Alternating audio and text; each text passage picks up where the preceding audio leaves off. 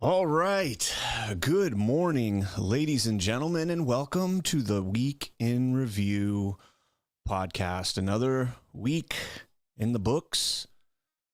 This was an exciting week. A lot to unpack on today's show. You know, as I was prepping the show this morning, and so what I do is I bookmark all the stories I talk about and some stories that I don't get a chance to talk about. And so there is new content in these weekend reviews compared to, what I may have discussed on Badlands Daily and other shows throughout the week. And, today, as I was going back, I'm looking and I'm like, man, that was this week. The Spencer Pratt thing, that was this week, continuation of it. Right. And so, yeah, it's always good to have these refreshers, right? And it's almost like if you report on something. So I have a pretty decent memory when it comes to reporting a lot of these things. I remember broadly, things, and maybe not all the specifics and the nitty gritty of things, but I remember the gist of it. And so sometimes doing these twice, and rehashing it 5, 6, 7 days later, it kind of makes it fresh again in your mind. And you're like, oh, okay, here we go. It's fresh in our mind again. And so, yeah, this is going to be a fun show. Looking forward to going through all this stuff. Got some new news that just broke overnight. So we'll get into that to start the show off here. Some of that to start the show off. Good to see everybody there in the chat. Thank you guys all so much for tuning in. One day we will get some love from Rumble and they will put us up there instead of Doldrum Dan. I mean, good for you, dude, being featured here. Let's see. Doldrum Dan has 213 followers. 213 followers. They've got LFA TV up now. I had to refresh. LFA TV is probably a little bit bigger. Yeah, 125,000 followers. Good for them. You've got this 4-minute video of a pentakill. I wonder if this is appealing just to me because I stream League of Legends content on here on my premium channels. I do love the video we've got playing here. The Sons of Liberty throwing the T into the harbor coming up. We got a month or so. All right, guys. So, again, if you have not done so yet, smash that thumbs up. If you're a unique chatter, that helps out as well. Hit that thumbs up down there as everybody starts to trickle in. Mag says, I have a 17-year-old mattress on a metal grid frame. It kills me. Yeah, you know what? Christy and I are on like a 12-year-old mattress, 10-year-old mattress, and we got to get a new one. It's my back is starting to get messed up from it, and so that's got to happen. So some big news yet last night, Team USA winning World Cup. Let's go. Out in Los Angeles, beating Paraguay. I think the final score was 3-1. I fell asleep at the very, very end. I was so tired. So tired. I fell asleep at the very end. But it was a good game. It was a good match. Team USA looked great last night. They looked really, really good last night. They had the ball in the attack almost the entire game. They were in there in the attacking third almost the entire game. And so it's awesome to get back into soccer because I don't get to watch soccer too much. Like I played soccer a little bit when I was a kid, not much, like for 2 or 3 years. I've always liked soccer. But my 2 younger brothers were big into soccer. Like my youngest brother, he's 27 now. He was like first team Broward County. He was a phenomenal striker. And then my other brother that went on to play D1 football as a kicker was a defenseman. He played defense, and he was really good too. They both went to good schools, good high schools to play soccer, and both of them went on to D1 schools to play football and soccer, and my oldest brother quit, unfortunately. But the World Cup is the time that I get to go back and watch soccer, right? I don't get into all the European soccer. MLS sucks, even though we have Messi down here. MLS just kind of sucks. It's not fun for me. But World Cup soccer, I'm all in on World Cup. I'll watch every match I possibly can of World Cup soccer. So this is probably a tier below the Stanley Cup playoffs. I talk about, sports and what I like. It's probably a tier below. But this is good time because we get soccer almost all day, so love it. Team USA with the big win last night, looking really good. And granted, it's Paraguay. And I believe the other teams in their group, I believe they've got Turkey and Australia also in their group. So it should be pretty easy for the U.S. to get out of groups and get into the tournament. So I think we're good. Alias says, I'm the same, Brian. World Cup is the only soccer I'll watch. Yeah, I watch the Olympic soccer, but the Olympic soccer doesn't even mean that much to the players themselves. Like, it's not like the gold medal in the Olympics isn't like the be-all, end-all. The World Cup is the be-all, end-all. I mean, didn't we send like a 20 and under team or an 18 and under team one year to the World Cup? Or to the Olympics? Or the women did something? Like, we sent like the B team. Like, we didn't send Team USA, the World Cup team. I do remember watching, and I'll get into the news here. I apologize. I'm going off on conversation here, but I do remember one of my favorite memories was South Africa World Cup 2010, when we were getting ready to deploy to Afghanistan. And we got to watch. We were in camp. We were at 29 Palms doing CAX, which is like a 30-day training op that we go through before we deploy to make sure that we're, ducks in a row and everything. And, we were out in the field quite a bit, but when we weren't out in the field, we could go to the Warriors Club, which was like, when I say the Warriors Club, we're in the middle of the desert, right? And they've got like a fob set up. So they've got like huts, like metal huts that we sleep in.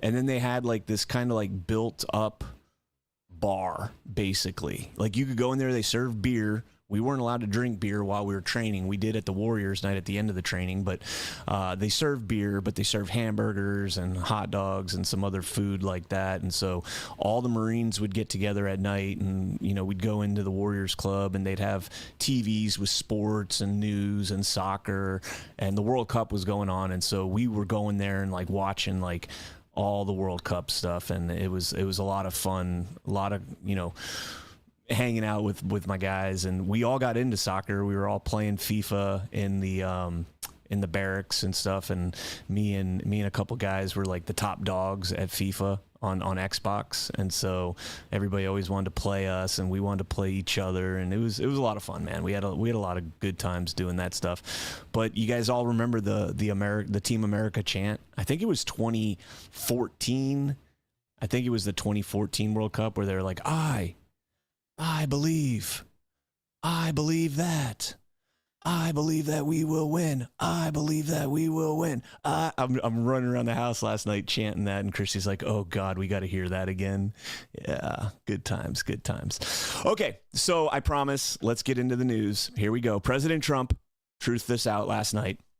At my direction, the United States Southern Command delivered a swift and lethal kinetic strike to successfully execute Nino Guerrero, the infamous leader of Tren de Aragua, one of the most bloodthirsty terrorist organizations on planet Earth. Before I returned to office, Biden opened our southern border to millions of illegal criminals and allowed this foreign army to rape, maim, and murder American citizens with total impunity.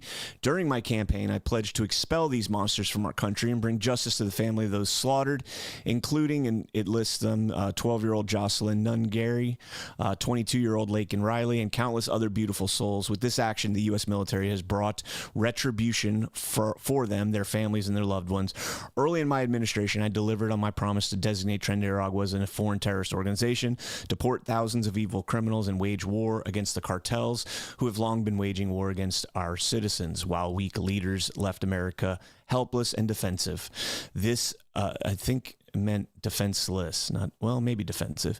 This action was coordinated closely with our friends in Venezuela, with whom we are working very well. Hashtag Delcy Rodriguez. As a result, Tren de Aragua terrorists no longer have safe haven in Venezuela or anywhere else, and under my leadership, we will find these vicious murderers and drug lords anytime, any place, and send them to the depths, where I clicked the wrong button, and I went too far. To the depths, come on. To the depths of hell. Makes sense. Where they belong. Man, I didn't think I was that far into it. Okay, so here's we got some surveillance, unclassified surveillance footage, allegedly, of the attack. And there it is. Look for the green roof in the middle of the jungle. And no more. One more time. Tren de Aragua, man, you'd think you'd have a nicer house. Go. You'd think you'd have a nicer house. Boom. I mean, we're told that that's what that is. Who knows? If you guys ever saw, there was a spy movie that came out probably around 2020, somewhere around there. It only had one season, and it was kind of like a show about the joint operations between the U.S., the Aussies, and it was one of the spy hubs that we have out in Australia, and some Americans were there, and they all had their compartmentalized departments, but they all also combined intelligence and everything. And one of the storylines that they go through is that they accidentally drone struck a building without confirmation that it was the terrorist in there, and that leaked out to the public, and there's all sorts of pandemonium and chaos. And the video, the strike itself from that TV show looked very similar to that. Not saying that it was from that, because you could see the people moving and all that stuff, but it just kind of reminded me of that, if that makes sense there. So, you know, it is what it is. All right, so let's keep going, and let's go through the news. And believe it or not, guys, this was this week that this happened. And we'll start out with Aso Avena. All shows are why we vote now. Race for LA mayor is narrowing by the day, and things are changing as we speak. A new batch of vote was just counted and recorded. Yeah, the fight for second place is tight. It's gotten even tighter between a city council member, Nithya Raman, and reality TV star Spencer Pratt. Just seconds ago, Raman pulled ahead. Let's take a walk over to the big board and see where things stand at this hour. The batch of votes was about 50,000, so we're now at 720,000 votes. Nithya Raman has jumped into second place, passing the Republican Spencer Pratt. She came into this day about 7,500 votes behind Spencer Pratt. Well, she is now about 3,000 votes ahead, 196,000 to 193,000. Karen Bass continues to stretch her lead out. She's almost at 35% total. Nithya Raman now in the driver's seat to make it to that November runoff. This is where we stood on election night. These two were flipped. Nithya Raman was about 40,000 votes away. Here we are on Sunday, and she has finally overtaken Spencer Pratt into second place. If this holds, and we do expect it to, given the nature of the votes we've been seeing in those final mail-in ballots, this looks like it will be your runoff in November. A Democrat versus a Democrat. Spencer Pratt has now been bumped. If somehow we see a batch in the last couple of days of those mail-in ballots, yeah, if somehow we see a batch of votes, and, you know, the last day, the mail-in ballots, it was never going to happen. They knew that it was never going to happen, just to put a false little sense of hope in there. The thing, you know, is really interesting. You know, the narratives that are going out around this, the media narratives. And let me see if I could pull up real quick Spencer Pratt's response. Kind of. He put out an epic video yesterday saying, you know, this ain't over. The fight's not over. Here we go. This is a great video here. Now that the campaign portion of my mission to save Los Angeles is coming to a close, and I'm moving on to the next, more interesting phase, listen, I've spent a lot of time slaying everybody. I've ridiculed everyone on the roster, and I just want to say from the bottom of my heart, I'd like to take the chance to apologize to absolutely nobody. You think you can get rid of me that easily? Let's go. A lot of dim-witted jerks thought I was in this for a grift, that I was going to roll up and leave town if I didn't get into City Hall. It's just not fair. Hey, morons, I didn't get in this for political political power. I got in this to expose this corrupt machine, and nothing has changed. You enjoy your worthless meetings in City Hall. Nithya, you have all this information. You're running for mayor.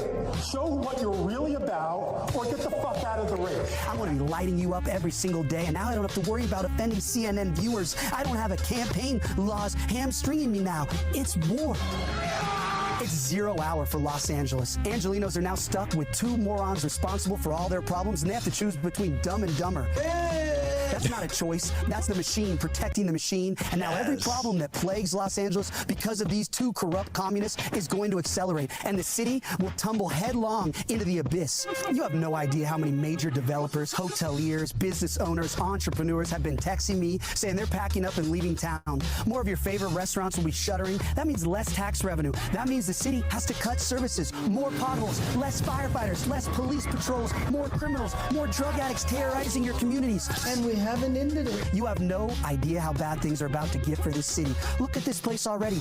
Weeds growing from every crack and crevice, graffiti over every square inch of public space, garbage, drugs, feces, burned up dogs, burned down towns, abandoned storefronts. This city is a mess, and you're about to reward the arsonists who torched the place with 4 more years of destruction? I know he's very bitter. My goal hasn't changed. I've been laser focused on stopping these commie animals, and I will stop them. If you think we uncovered a lot of fraud and evil in the campaign, just wait. We have some recordings of one of your exalted candidates doing and saying something that would make her resign in shame. I was saving it for the general election. Go ahead and pick your demon, certify your choice, and then you get to see it. So Karen, Nithya, ask yourself, is it possible that one of your employees may have a recording of you doing or saying something that would force you to resign in disgrace? Hope you sleep well at night over the next 5 months, because you know who hasn't slept well at all for the last 17 months? My mom. All my neighbors in the Palisades, all the moms who worry about their kids walking past drug addicts in front of their schools, all the business owners getting crushed in the LA economy, worried that they can't stay in business and feed their kids. Angelinos have been struggling for years now, all while corrupt politicians and fraudulent NGOs profit off the misery and fleece us for the tax dollars. Well, now we're flipping the script. I want all of you awake at night sweating and worried about 5 a.m.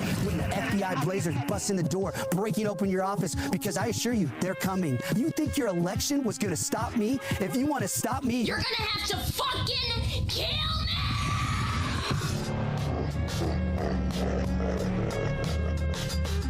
Oh, man. Oh, man. I hope that's not just rhetoric. That has me fired up, man. That like when you watch the, you know, the kind of the communist rallying the people, the bourge, right? The bourgeoisie, when they're rallying the bourge, those are the kinds of things, you know, that they say, you know, to fire people up. But here you are, the commies are in charge in Los Angeles. The commies are in charge, and Spencer Pratt is exposing them and, you know, saying people want to continue on with that is fucking absurd. It's absolutely absurd. So like that's just absolute fire from Spencer Pratt right there. I love to see that. And, you know, of course he's talking about the election. There are massive amounts of fraud, and we'll get into that briefly. End Wokeness put this out on X. Mail-ins arriving before Election Day. 38% for Bass, 28% for Pratt, 20% for Rahman. But then after Election Day, those numbers change, and all of a sudden it's 37% for Rahman, meaning she jumped up 17 points. Bass dropped about 3% to 35%, and Pratt tumbled all the way down to 19%. Now, again, the whole system in California is literally set up for fraud. And so, you know, we sit here and say, you know, it's fraud, and it is, but they've a lot of it they've legalized in a way.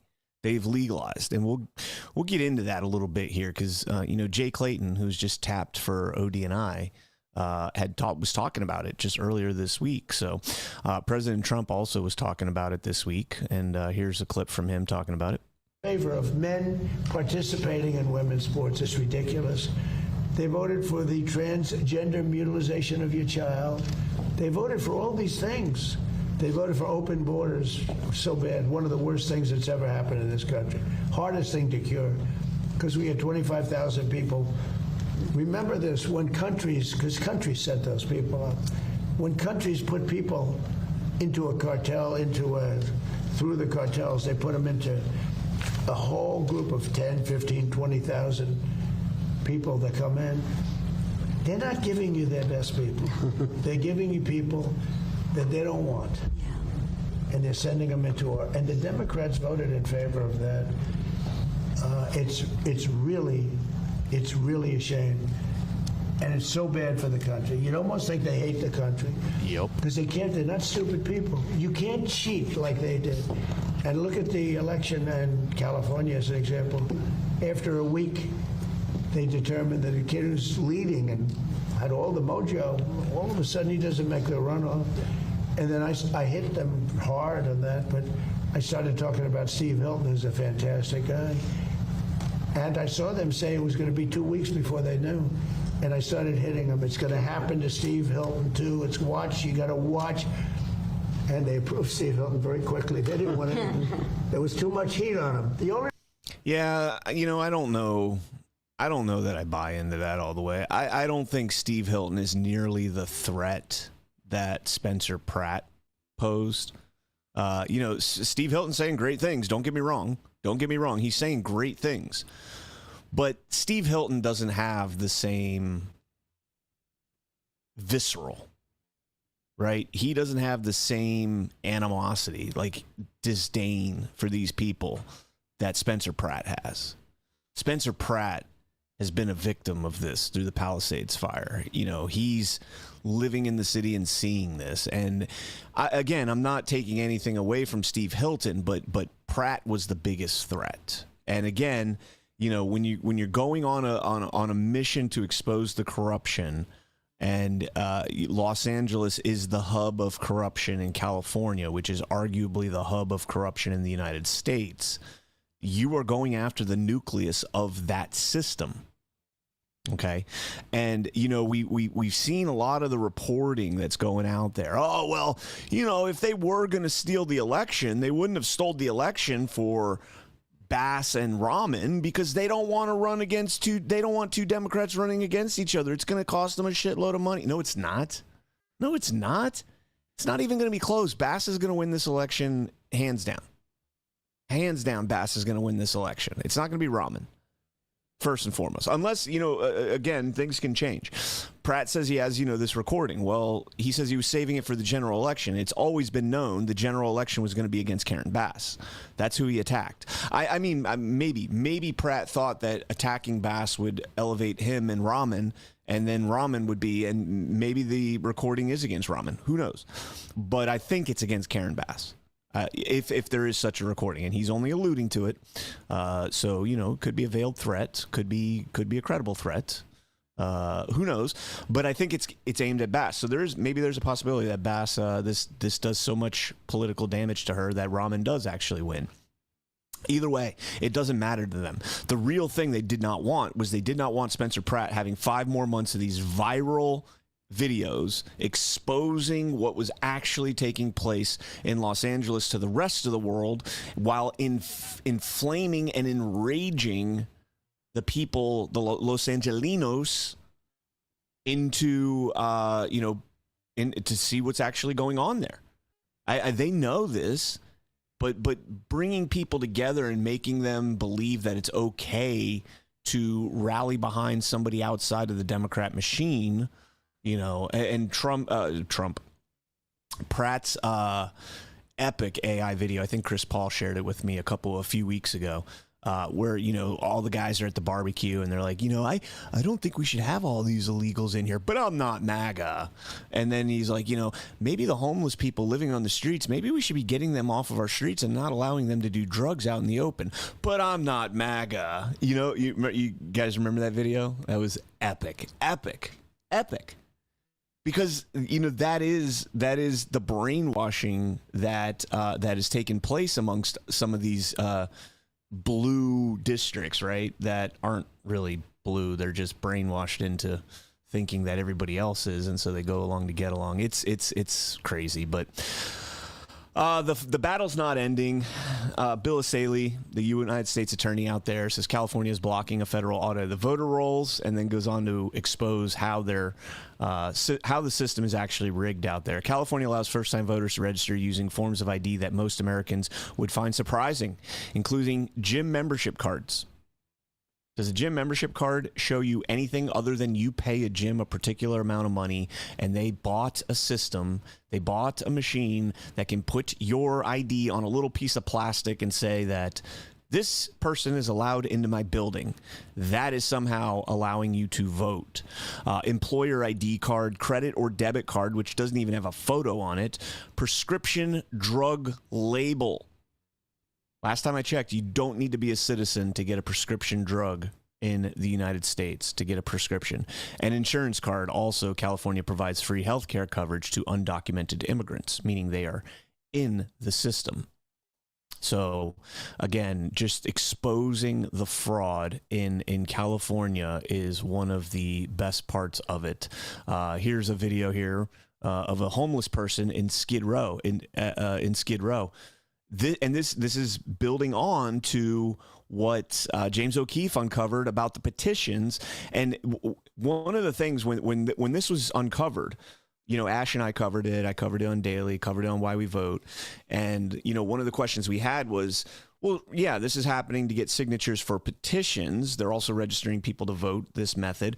Is it happening during an election? And do we have proof of that? And we even alluded to, if this is coming out now, I bet you there's proof that this happened or is happening during the election as well. And so we got not one, not two, but three people coming out and talking about it. My name is Shanika Renee Johnson.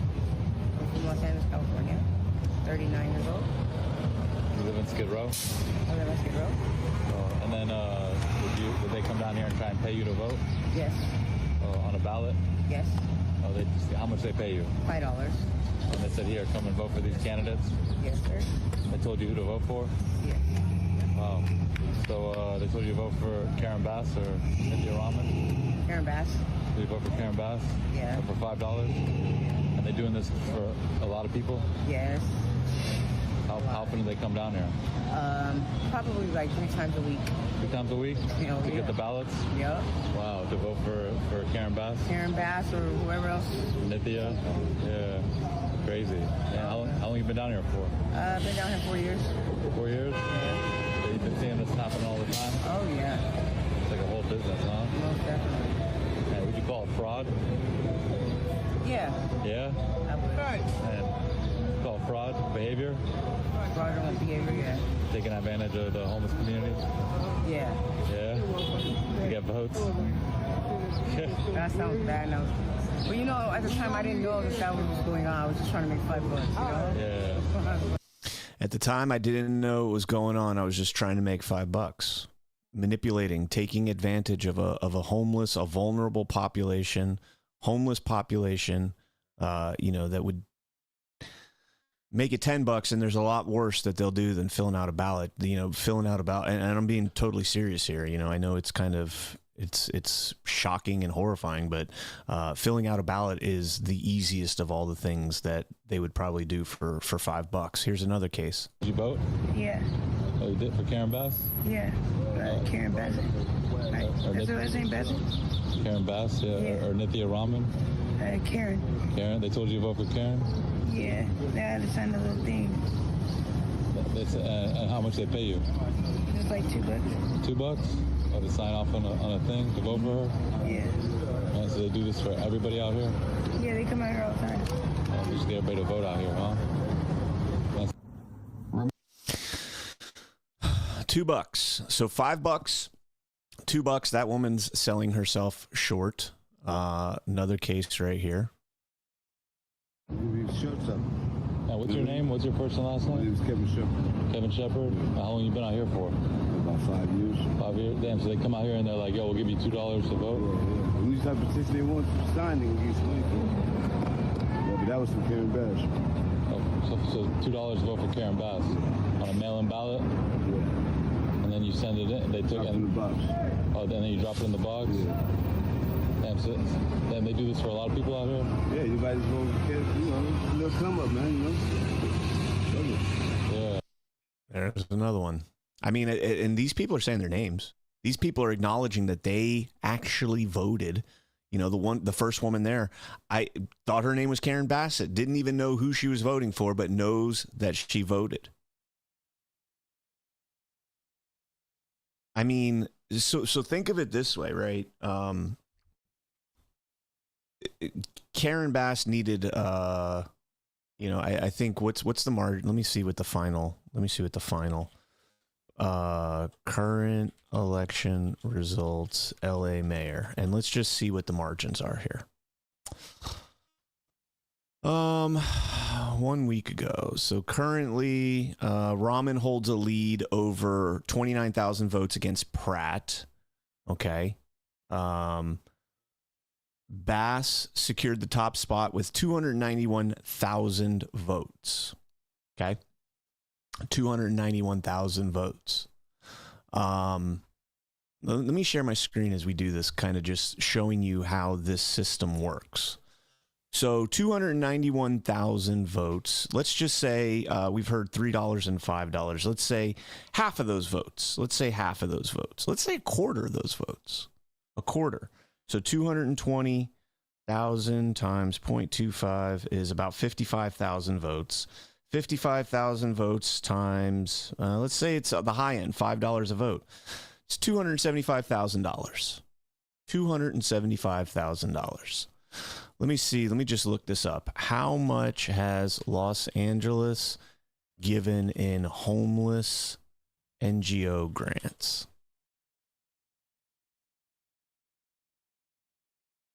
The city allocates over $1 billion annually to homeless initiatives. Homeless initiatives get $1 billion. The problem has gotten no better. Now, these are almost all, NGOs, non-governmental organizations. These are nonprofits that are set up and funded by the government, given grants, told, go out there and do your thing. Don't worry. We just want you to build a tent city every once in a while in a parking lot. You know, find an abandoned parking lot, put up 50 tents, and here's $100 million a year. And run that tent city. Don't care about the drug use. Don't care about any of that stuff. We just have to have this perception that you're actually accomplishing something. And by the way, you want to make sure that your job continues, right? You want to make sure that the slush fund of NGO money is pouring in from the taxpayers of Los Angeles, right? So we need to make sure that Karen Bass wins and not Spencer Pratt, this guy that's, pushing back on all this stuff, exposing all this stuff.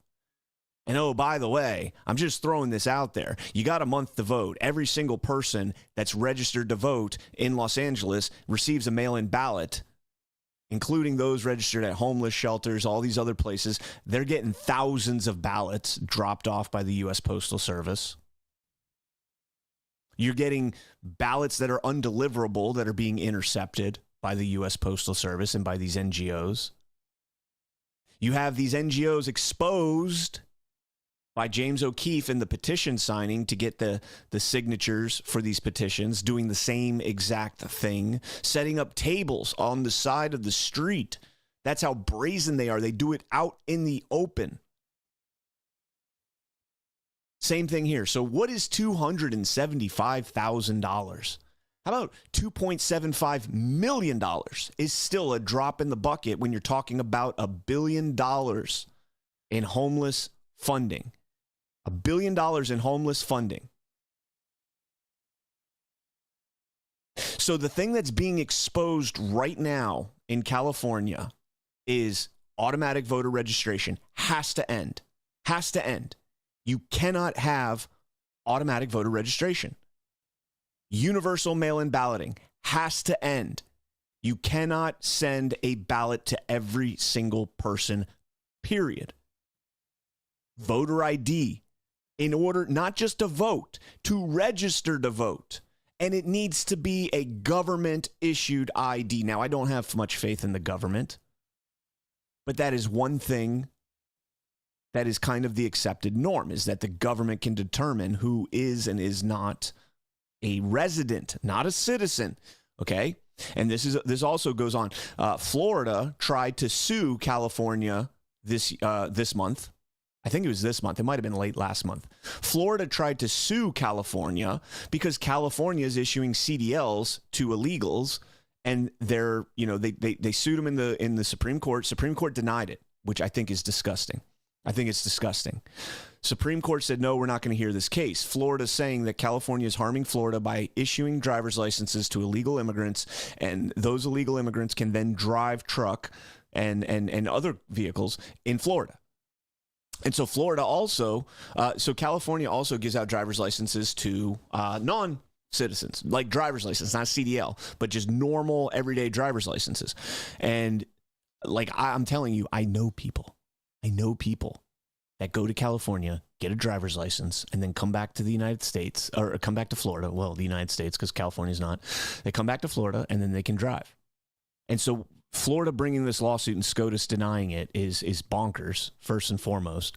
Second, Florida should turn around. If Ron DeSantis had the balls, and I think you could see this. I think there might be some. I think this could happen.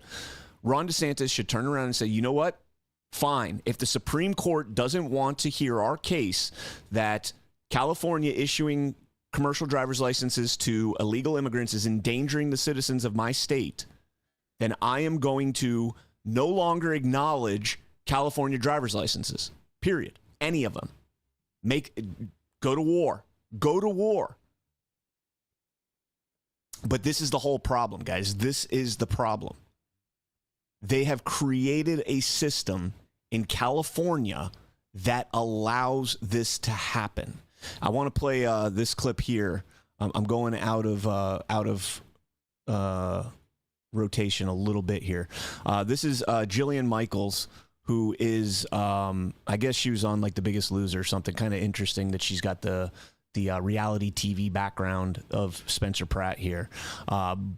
And she's got a big platform. I think she's got over 1.5 million followers on X. She's got almost 1 million followers on YouTube. She's gotten into politics a lot lately, kind of the normie. You know, it is what it is, kind of the normie sphere of politics, you know, the Democrats versus Republicans nonsense.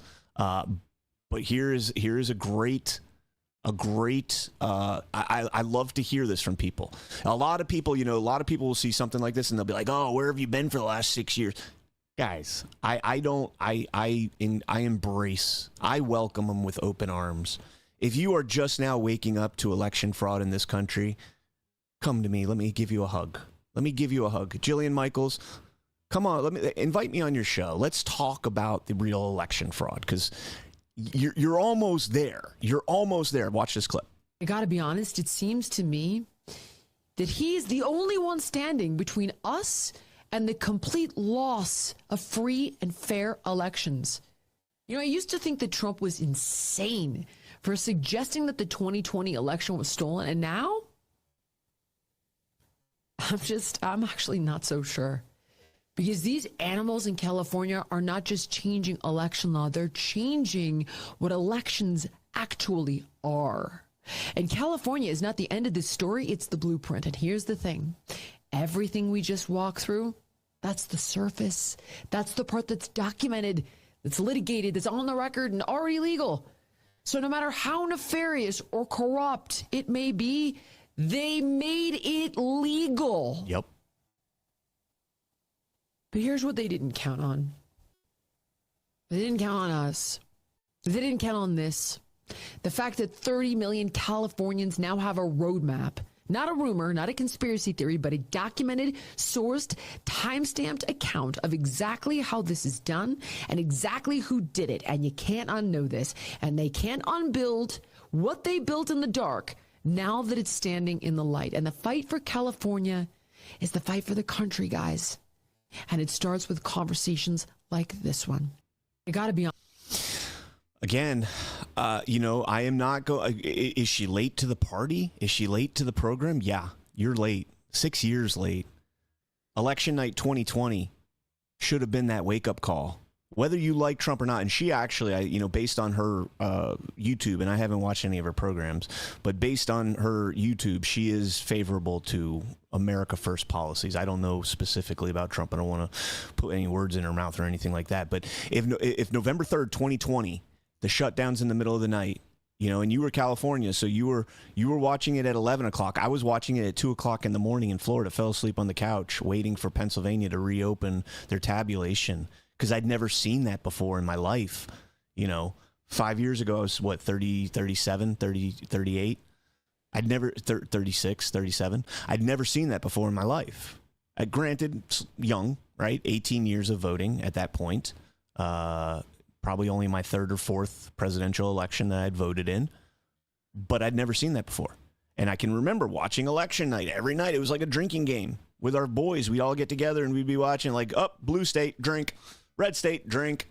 It was an excuse to drink, right? We were partying, having a good time. Everybody was talking shit.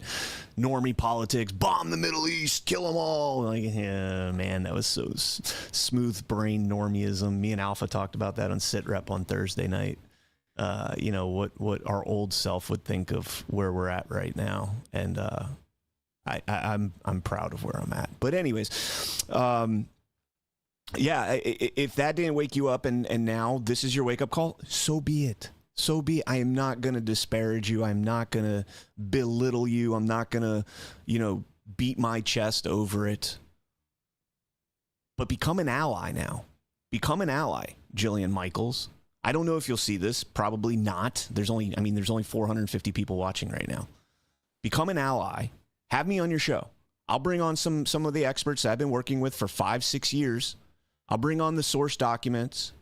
I will show you that it's not just that they changed the rules to allow this. It's that they actually stole it right in our faces. And then when you call out the thief, when you call out the theft, they deny. And they set up legal roadblocks. They set up the courts. They set up injunctions. They set up all sorts of things, standing, procedural grounds, to stop you from being able to get to that point. We are just now getting to that point thanks to Kash Patel's FBI, thanks to ODNI Tulsi Gabbard she's on her way out now, but thanks to them, we're just now getting to that point. But again, I think it had to be this way. I do. I think it had to be this way. And President Trump kind of alludes to that right here with this clip. Wasn't typos. And NAFTA was the worst trade deal we ever had. USMCA did one thing that I loved. After 6 years, it comes up for renewal. I don't know that I'm going to renew it because, to be honest with you, the United States does much better. Hey, we don't need anything that Canada has. We don't need anything that Mexico has, but they need everything that we have. Yep. And they have to treat us better. With Mexico and Canada, we have trade deficits. We should have surpluses with them. We don't need their cars. We don't need their lumber. We don't need their energy. We don't need anything that they have. So the primary thing that I got, it was a much better deal than NAFTA. Much, much better. It was sort of a good deal. But it was a great deal for one reason. It gave the right to terminate. And who would have thought that I was, they just didn't want to have it during the 4-year period when I was president. So now they made it so that I wouldn't be president. And because they rigged the election, the second election, as you probably hear and probably know, most of you know that happened, and now it's been proven, and it will be proven as time goes by even more so. We have things that you won't believe. When we release the full files, you're not going to believe how crooked the 2020 election was. But who would have thought that it comes due in my term? I mean, this was, thank you very much. So, as he looks up to the sky, thank you very much. Who would have thought it would have come due in my term? There's a lot of things that just coincidentally happened in this term, right? There's a lot of things that are about to happen in this term. If you were president of the United States in 2016 and you're like, okay, 2020 election, they're going to steal it from me. Well, you know what? Let's let them steal it. Let's let them steal it. put, whether it's devolution, continuity of government, put something in place. Maybe. I agree with it. I know there's people out there that don't. I agree with it. And let's put some things in place. Put the guardrails up on the Biden administration. We'll come back in. We'll expose the election fraud, which was more important than anything else in the entire administration. Exposing the election fraud is the most important thing in this country right now. So we'll set the checks up. We'll get what we need. We'll put it all together, and then we'll win in 2024. We'll get the World Cup, the Olympics. We'll get the 250th birthday. And oh, by the way, just another thing we get to sign off on is the USMCA, United States, Mexico, Canada trade agreement. No big deal. Who would have thunk I'd be here? They didn't think I would. It's just another one of those little pieces right there, right? He does allude to the files there. When you see the files, we got stuff that nobody could have imagined. I find it hard-pressed. I am hard-pressed to believe that anything's going to come out that's going to shock me, but very well could. Very well could.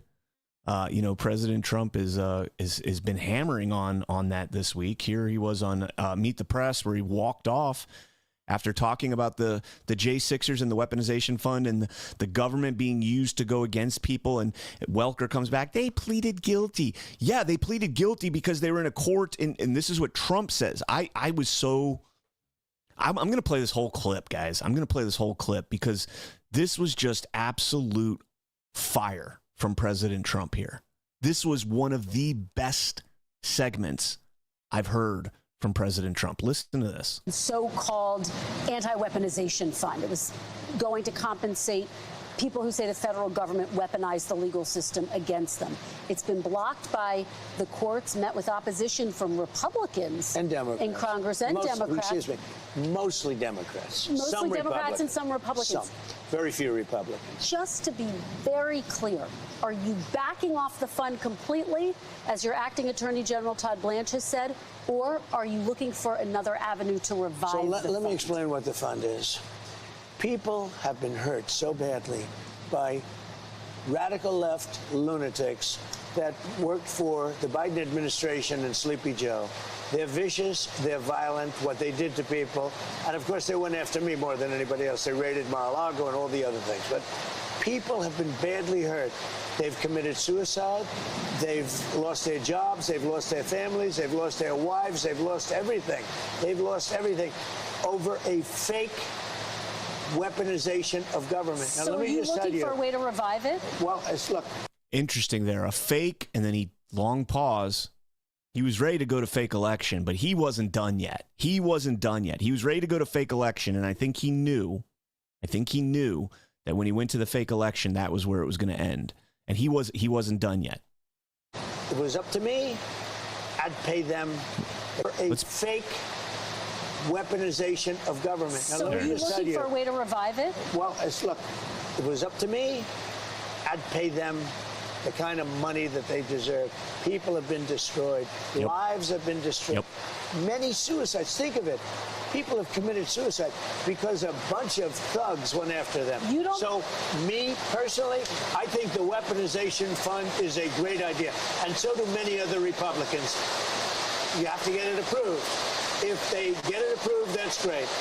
If they don't get it approved, I'd be disappointed. All right, we're going to motor through this. But you have to understand, people have been destroyed by crooked politicians, and they should be reimbursed for that. Do you think anyone who attacked police officers on January 6th should get taxpayer money? I wouldn't be inclined to say so, but I have to see it. I can tell you this, 97% of those people, you look at them, the FBI or whoever it was, because you had a lot of crooked cops, you had dirty cops. Comey was a dirty cop. Well, a guy like Bolton was a dirty but cop. There's no evidence. Wait a minute. Oh, you think Comey was a straight cop? People who pleaded guilty to assaulting police Comey officers. was a dirty cop. No, they but had the people FBI. who assaulted police Listen to me. officers. They had FBI agents ushering them into the building. They had FBI go into the building. Those people walking around, they're looking, oh, isn't this nice? They weren't in. They were being ushered into the building. There's no evidence. You had a bunch. There's tons of evidence of that, by the way. There's tons of evidence of that. And so, 170 people, Keck, pleaded guilty. And this is so she asks Trump, she tries to bait him, right? They try and paint this picture of the J6ers as every single J6er there was attacking cops. Like, you would think that the cops were in a freaking war with J6ers because all of them were getting mauled. And that is absolutely, unequivocally false. Absolutely false. Again, I go, I'm beating a dead horse here, but maybe some people haven't heard this yet. The Metropolitan Police Department instigated this. They threw concussion grenades, and they threw tear gas, and they threw pepper balls into the middle of the crowd. The middle of the crowd. And the tear gas is the worst part, because when you throw the tear gas into the middle of a large crowd, thousands of people, they're gasping for air. They are fighting. If you've never been tear gassed, it sucks. I did it in the Marine Corps many times. You go into the gas house, right? And that's CS gas that you're dealing with in there. And you have to take your mask off. You got snot pouring out of your nose. Your eyes, you can't open your eyes. You can't breathe through your mouth because your lungs are on fire. And they make you sit there and tell them your address and your birth date and your phone number, and making you cognitively think, because you have to be able to have the mental fortitude to push through something like that. So I've experienced this. When you throw it into the middle of a crowd of people who are not accustomed to this, who are just there to protest, and they're sweating because their pores are now open. It was very cold, but they're still sweating because everybody's packed in tight. Their pores are open. They're absorbing all of this CS gas into their lungs and into their skin. And what do? They push for fresh air. And they incited the riot. They incited the protest escalation by doing that. These people were, they had, frozen pepper balls used against them, concussion grenades. And then I tell you this all the time, guys, and I'm not going to rehash it here, but the whole reason that it got out of hand was because one officer shot a tear gas round, a 38 millimeter, 40 millimeter, I think they're actually 38, 39 millimeter tear gas tube with an underbarrel, gun, a launcher, and it was a short round. And it didn't go the 200, 300 yards it was supposed to go. Instead, it went 40 or 50 yards, landed short, and then the wind blew the gas all back on them. And if you ask anybody that has any experience with CS gas, whether it's a cop that's trained in crowd control, police officer, military, whatever the case might be, I was a mortarman. We drop white phosphorus, which is way worse than tear gas. It'll actually kill you, burn you to death. But you have to know the wind conditions. And so that guy launching it downwind, meaning, or upwind, yeah, it would blow back. So you have to know the wind. If the wind's blowing in your face, you don't shoot tear gas into the wind, because it's going to blow it all right back at you. And that's what they did. And when that happened, the lines broke. The cops didn't have gas masks. They gassed their own cops. Metropolitan gassed their own cops, and the guy's on body cam telling them, fire it up into the fucking rafters. And then boom, short round. J6 was escalated by the Metropolitan police officers. Not all of them. In fact, again, I'm sure it was like 90% of them that were good dudes. Same with the Capitol police officers. 90% of them good dudes. Maybe even 99%. Doesn't take much. I mean, and now we have the video of the cops are like, we were fucking set up, man. We were set up, right? They knew. A lot of them knew. So President Trump, when he says, I'm not inclined to give the money to the people that were beating up the cops, but where's the evidence of that? Let's unhash all of that evidence. All right, let's keep going. I'm sorry, guys. Dirty cops, and frankly, what they did was weaponization of our government. But sir, there's no evidence of that. More than 1,000 people. No, there's none. You know what you do? Try looking at the tapes one time. Would you take it off Look the at table? the tapes one time. But 172 people did plead guilty to assaulting police officers. You know why they pled guilty? Should they be exempt? Because they told they were going to jail for 15 years if they didn't. Should they? They pled guilty because they were frightened. They went down. They were ushered into a building. Many of them were arrested without even going into the building. You'd be okay with them receiving taxpayer dollars? The people were destroyed by dirty cops and by weaponization. Many of those people should be compensated. Now, with that. All right, so we can pause there. I think we're going to get into the election here now, but he's exactly right. And this is the first, to my knowledge, this is the first time President Trump has acknowledged that specific thing, that these people who pled guilty, they were forced to have their trials in D.C. So many of them applied for a change of venue, right? The Constitution promises a jury of our peers. If you're a MAGA Republican or a MAGA conservative or even a MAGA Democrat, Washington, D.C. is not a jury of your peers. Washington, D.C. is a 96% Democrat district.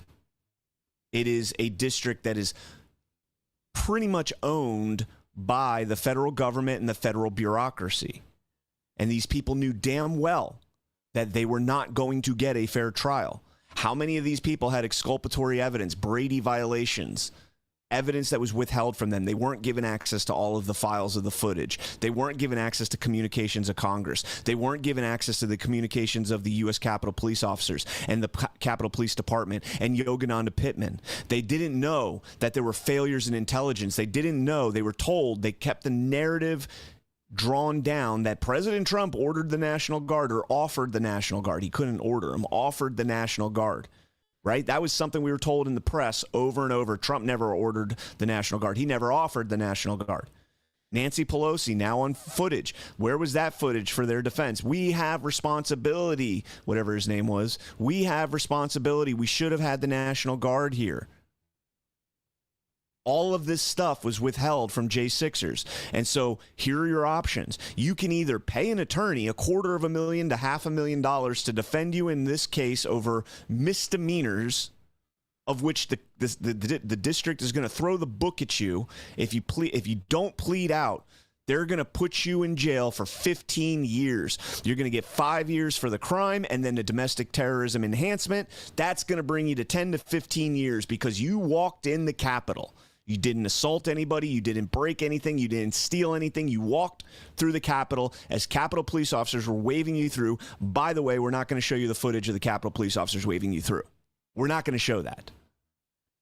You went through the Capitol. Yeah, but I was 1,000 people behind everybody else. I had no idea the violence that took place at the front. The violence. I had no idea that.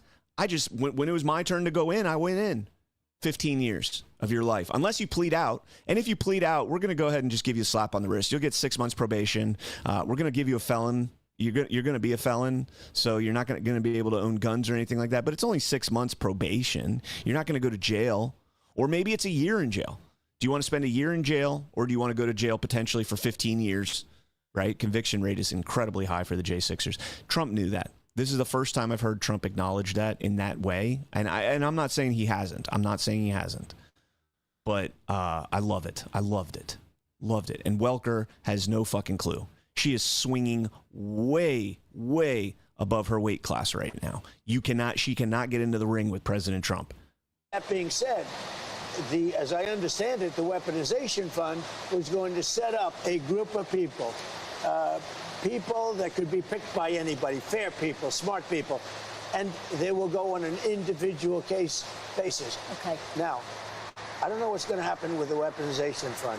I love the idea because people like you, the fake, dirty press, the crooked press, people like stupid Biden, he's not smart enough to know what's going on, but people that surrounded his beautiful, resolute desk in the Oval Office, What they did to the lives of people, they destroyed people. They sent people to jail who did nothing wrong. All right, just to be very clear, there's no evidence of what you're saying. But let me ask you about Todd Blanche. Let me ask you about Todd Blanche. Listen to me. Let's talk about Todd Blanche. There's tremendous evidence. There's nothing but evidence. The election was rigged.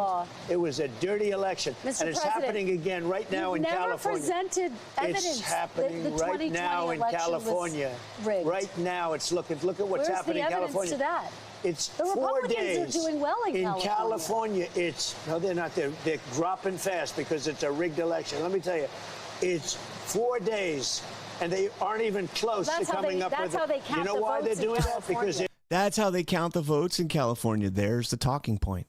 That's just how they count the votes in California. Fucking bonkers. They're cheating on the election. Do you have evidence to support that? All I have to do is look. All I have to do is look. That's not evidence. And I listen to people, and let's see what happens. But, sir, that's not evidence. Do you think it's appropriate? That's how they count the votes in California. Do you think it's appropriate that they have an election, and 5 days later they're nowhere close to picking a winner? State and local officials acknowledge they are slow. They're urging. No, they're crooked. They're urging the votes to be counted quickly. That's how they vote in California. They're crooked, just like you're crooked. Your press is crooked, and Meet the Press is crooked. To be fair, I'm not crooked, but let's Well, you play right into their hands. Let's continue. You're either crooked or you're stupid. You play right into their hands with this rap. You know that these elections are rigged. Your network knows that they're rigged. You know that I won an election in a landslide, and I got 94% bad press. But, Mr. President, you know why I got that? Because you have no credibility. But you've never presented evidence that it was rigged. Let's keep talking about. I want to talk about Todd Blanche. You have more evidence. There's more evidence than ever presented. Let's talk your about elections in this country. We're like a third world country. But, sir, your elections are crooked, and you're crooked, and Meet the Press is crooked, and so is ABC and CBS and CNN. But, Mr. President, you're one-sided crooked networks. All right, let's call it quits because I've had enough. Thank you, darling. Have a good time. Mr. President, let's please. I traveled all the way to Wisconsin. I've sat in the rain with you. I know. I've sat in the rain with you for an hour, on and off in the rain, and I've given you enough time. You ought to straighten out your press because you know what? Mr. A country can never be great with a dishonest Listen, press. we traveled all the way to Wisconsin for this interview. I love the mic crush at the end there. I traveled all the way to Wisconsin for this interview. Now, President Trump did say that he will give her another interview, so he kind of backed on that. But that was one of the more favorable moments. I loved that. I loved that moment, the whole thing, and that's why I think we needed to play the whole thing, because you needed to hear the weaponization part of it as well, as you know he gets into, because the J6 and the election go hand in hand. You know, J6 was not just a protest about an election. J6 was a government operation to subvert anybody from questioning the election. You know, it stops them from calling for the audit on the House floor, which they would have had the votes to do that before J6. It introduces the J6 sham committee, the illegitimate committee that was literally illegitimate. Not just saying that as like a figure of speech or like rhetoric. It was literally illegitimate. The illegitimate J6 sham committee that, you know, has all of these transcripts and everything, but you can't see any of the video of it. We're going to see a lot more on this. What's the woman? Cassidy Hutchinson. That's going to come back around. Is Liz Cheney going to face any justice for in coercing Hutchinson to fire her lawyers and then take on the pro bono lawyers that Liz Cheney gave to her? And who was the other one that was in that? The View woman that used to be in Trump's administration? I think she's a white hat. I do. Alyssa Farah Griffin. I think she is I think she's an operative. That's just my take. But and I think she's on The View as an operative, but we'll see. She was in that text chain with Cheney and Hutchinson. She's the source of it. So she's the one that gave that up. So a lot coming down on that, guys. I love to see it. Let's see. Where are we going to go to next? Politico. The Democrats are going to respond to this. You're going to see the response from the Democrats, guys. We'll get into that here. I think we're going to hit a sponsor before we move on, I think we're going to go ahead and hit a sponsor here. And let's go ahead and talk about our friends over at Emerald Med. I love Emerald Med. I want to share a quick story, guys, about a family supporting this channel. Their father had a rare form of cognitive decline due to his military service that made him unable to work. I can relate. Not the cognitive decline, but the PTSD and everything else. I can relate to that. Their mother had to stop working too so she could care for him. Their sons discovered new U.S. Library of Medicine studies on various mushroom blends that could significantly support cognitive function. So they began creating a complex mushroom supplement based on that research, not just to help their own family. Not just to help their own family, but to help others. They nearly quit after multiple setbacks and having their first batch stolen. Fast forward to now, they speak at medical conventions nationwide. Their company is called Emerald Med, and their product massively supports brain, immune, blood, and heart function. Your cognitive function optimizes everything you do. Sorry, guys, I'm trying to fix this here. You can get your knees, you can get your heart, you can get your kidneys all replaced, but you can never get a new brain. Kristen Welker would be on that list, I'm sure. So investing in the only brain you'll have for the rest of your life matters. If you want to support a company that supports our channel with free speech and marketing dollars, then you want to try a strong mushroom supplement. They have a deal right now for you for the American 250th birthday. Just click the link below and use promo code use the promo code provided for 30% off. 30% off today. It's currently the most concentrated mushroom gummy in the United States with up to 400 compounds and is rich in vitamins and minerals with 6 formulas in one. It's like getting 6 supplements for the price of one. You can click the link below to try Emerald Med's mushroom gummies at 30% off today. And I talk about them all the time. I use their CBD. I use some of their other products. And Jeremy over at Emerald Med, when I ordered it, I ordered it. I pay for my stuff. Sent me a handwritten note in my order because I guess he saw the show and gave me some encouraging advice. And appreciate that. Thank you guys. So check them out, Emerald Med, and let's get back into the show, folks. So here's the Politico story. How Senate Democrats are planning to push back on potential election interference. And this is setting up the 2026 midterm narratives. And this sounds a lot like 2020. Senate Democrats are wargaming legal maneuvers and messaging strategies to thwart potential efforts by President Trump or foreign actors to influence the rest of the midterms. Of course, you have to throw in the or foreign actors just because it's not totally get Trump, right? Schumer and 9 other Democrat senators huddled with top party election experts last week to drill responses to a range of extreme scenarios, from federal agents at polling locations to ballot seizures in key battleground states to foreign interference operations that they fear could become reality pre- and post-election. They game-planned legal injunctions to bar armed federal agents or armed citizens from voting sites, which is already illegal in Florida for you to be armed at a voting site. I think it's illegal in almost all states. And lawsuits to force the Trump administration to return ballots if they confiscated in key contests that could decide control of the Congress. They also choreographed communication strategies across elected leaders, campaign and advocacy groups to combat mis- and disinformation designed to sow distrust in the results. According to details of the tabletop exercise shared exclusively with Politico. Tabletop exercises, where have we seen these? Like Event 201, they pre-gamed the Hunter Biden laptop, although they didn't call it the Hunter Biden laptop, they still pre-gamed it. Aspen Institute, I believe it was the Aspen Institute.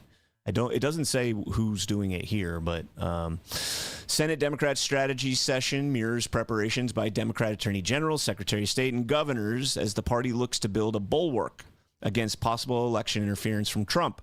Another exercise is already being planned for July. Schumer last week convened a slate of experts that included former Attorney General Eric Holder.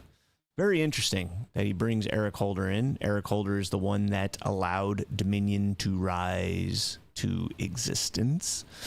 Included former Attorney General Eric Holder, prominent Democrat attorney lawyer Mark Elias, election law expert Norman Eisen, and the heads of the left-leaning legal group Democracy Forward and the nonpartisan nonprofit Protect Democracy. They help senators prepare for a trio of possible scenarios and boost coordination with state and local leaders who directly oversee election administration and voter turnout operations. They're literally telling you the plot or how they plot. They're telling you where they plot. Senators Mark Warren, Dick Durbin, Adam Schiff, Raphael Warnock, and Alex Padilla, all of whom are members of the working group, were among the participants in the tabletop drill. It's a great group of characters right there. One of the scenarios hypothesized a foreign influence operation involving AI-generated deepfakes and a federal crackdown on media attempting to report on the disinformation campaign. Whoa! 2020 called. It wants its misinformation campaign back. You're trying to crack down on AI-generated deepfakes and a federal crackdown on media attempting to report on the fraud? No. On a crackdown on media attempting to report on the disinformation campaign. Wow. Another tracked how claims of systemic election fraud could prompt armed citizens to patrol voting sites and ballot drop boxes and lead Trump to send federal agents to polling locations to, quote-unquote, protect the election.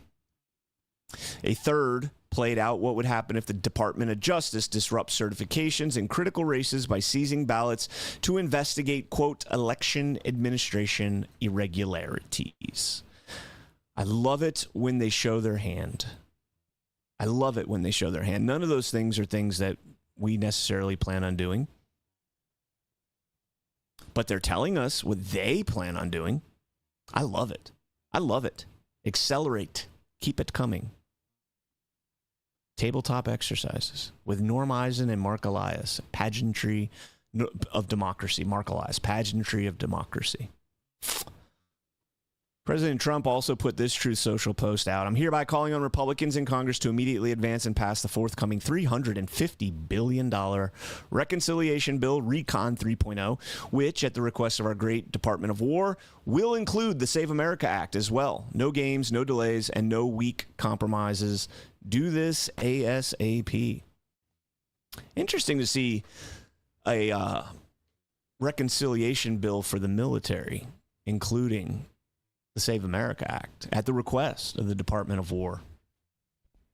I mean, I'm going to be perfectly clear with you guys. I am not one of the military is the only way. I think the military has a lot of involvement in 2020. I think Space Force was critical.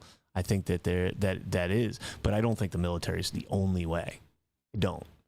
I think once these people are caught, once these people are charged, I think it is treason, and I think military tribunals are the only way to get justice. I do agree with that. I think there's a lot of truth that I'm not going to say I agree with that.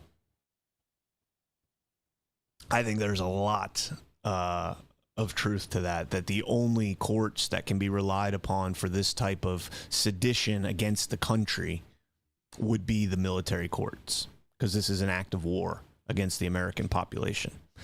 Now, saying that sounds great. Doing it within statute and everything else is a different story. But again, if we can get the Save America Act passed, the Save America Act would do big things for a state like California, right? It would make Los Angeles, what they just did in Los Angeles, it would make it very difficult to accomplish that if you had voter ID, citizenship voting, mail-in ballots being limited to certain situations. I mean, that would clean up elections significantly, guys. I know a lot of people are like, oh, Trump. And again, I don't disagree that Trump seems to be trying to make the Save America Act a poison pill to put it into legislation to cancel all sorts of different legislation, omnibus bills that he throws it into, because he says, and I agree 100%, Americans overwhelmingly support voter ID, overwhelmingly support non-citizens not being able to vote, cleaning up the voter rolls. eliminating mass universal mail-in balloting. Americans overwhelmingly agree with all of these things. But then Trump throws in the transgender women in sports, transgender for everyone, and he throws in those things. And again, I think America, a majority of America agrees with those, but that is the Democrats' platform. And so throwing it in there, that is their bread and butter, the transgender pride movement. And they're all unified on this. All the LGBT, all the LGB people are all rallying behind because they attached the T to it, right? They made it it went from LGB to LGBT to LGBTQ to LGBTQ plus. They just keep broadening their tent, expanding their tent by tacking on letters to the end of that acronym and forcing people to be inclusive. You can't be a lesbian, you can't be gay, you can't be bi unless you're also accepting of trans, queer, and whatever all the other pluses are. And so that is the foundation of their movement, the transgender for everyone, the men and women sports. And so they've brainwashed these people. And there is pushback against this, right? There's a lot of pushback from the LGB crowd against the T and everything that's followed the T being added onto that acronym. But it still is the foundation. And so when Trump highlights that, it's almost like he's trying deliberately to kill it. I'm just being honest with you. I'm just being honest. Lainey Lou, when LGB allowed the pedophiles to use their credibility, it was their end. Well, a lot of them pushed back against that. A lot of them also might not be aware of that issue right there, and they think anybody that mentions that issue is a homophobic, right? Homophobic. Mental disorder, but you're homophobic for pointing that out. You're homophobic for pointing out that transgender ideology, transgenderism, is a acknowledged mental disorder. That makes you a transphobe. Okay, so just a couple more stories on elections because we did have the Act Blue hearing with the CEO, and shocking, she just sat there and pled the fifth. Let's be clear. We're here because Act Blue's legal counsel said Ms. Wallace-Jones lied to Congress, willfully and knowingly misled the Congress of the United States. That's why we're here. Oh, by the way, who was the legal counsel, Covington Burling? Who was her counsel? Dana Remus, not some Republican. She was former White House counsel for Joe Biden. That's who said that. That's why we're here. So I just have a couple questions for you, Ms. Wallace-Jones, just a couple.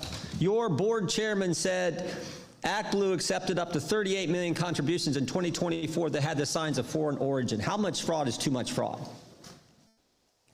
On the advice of counsel, I respectfully decline to answer the question pursuant to my Fifth Amendment rights under the Constitution.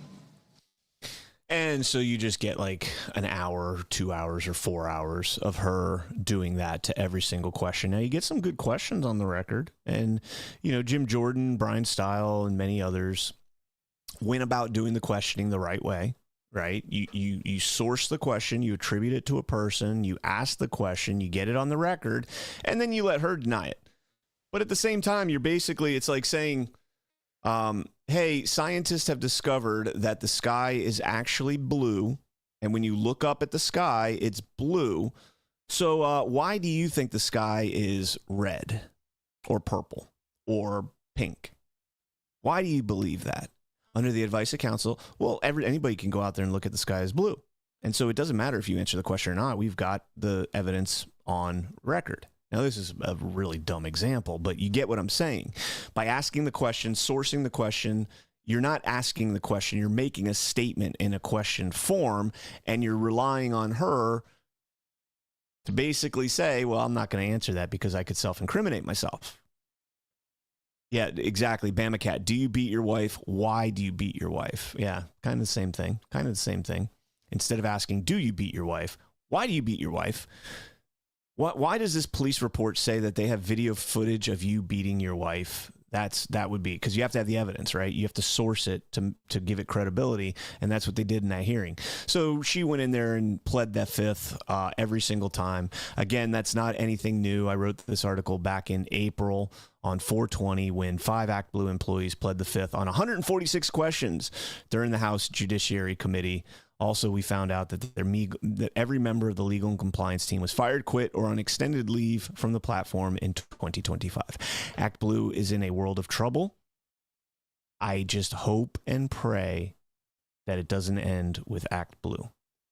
I hope it goes on to all of the fraud in our election financing. Reuters, U.S. judge blocks Ken Paxton's lawsuit against Democratic fundraising platform ActBlue.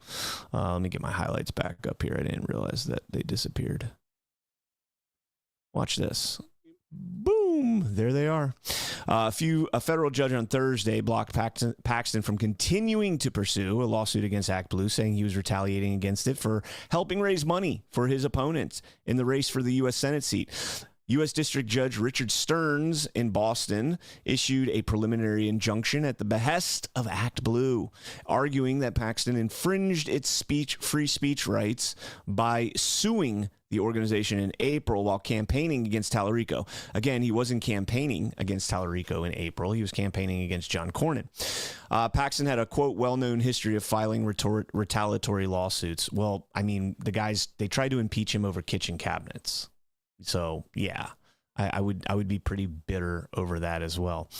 The lawsuit against ActBlue aimed at suppressing political speech, according to the judge, in violation of the First Amendment. Quote, the truth is plain and captured in Paxton's own declaration. The lawsuit was filed in retaliation for and in an attempt to suppress ActBlue's efforts to fund Tallarico's campaign. ActBlue told Congress in 2024 it had stopped accepting donation via gift cards and foreign prepaid debit cards only to quietly resume the donation process. Now, here's the thing: is Paxton opened this race?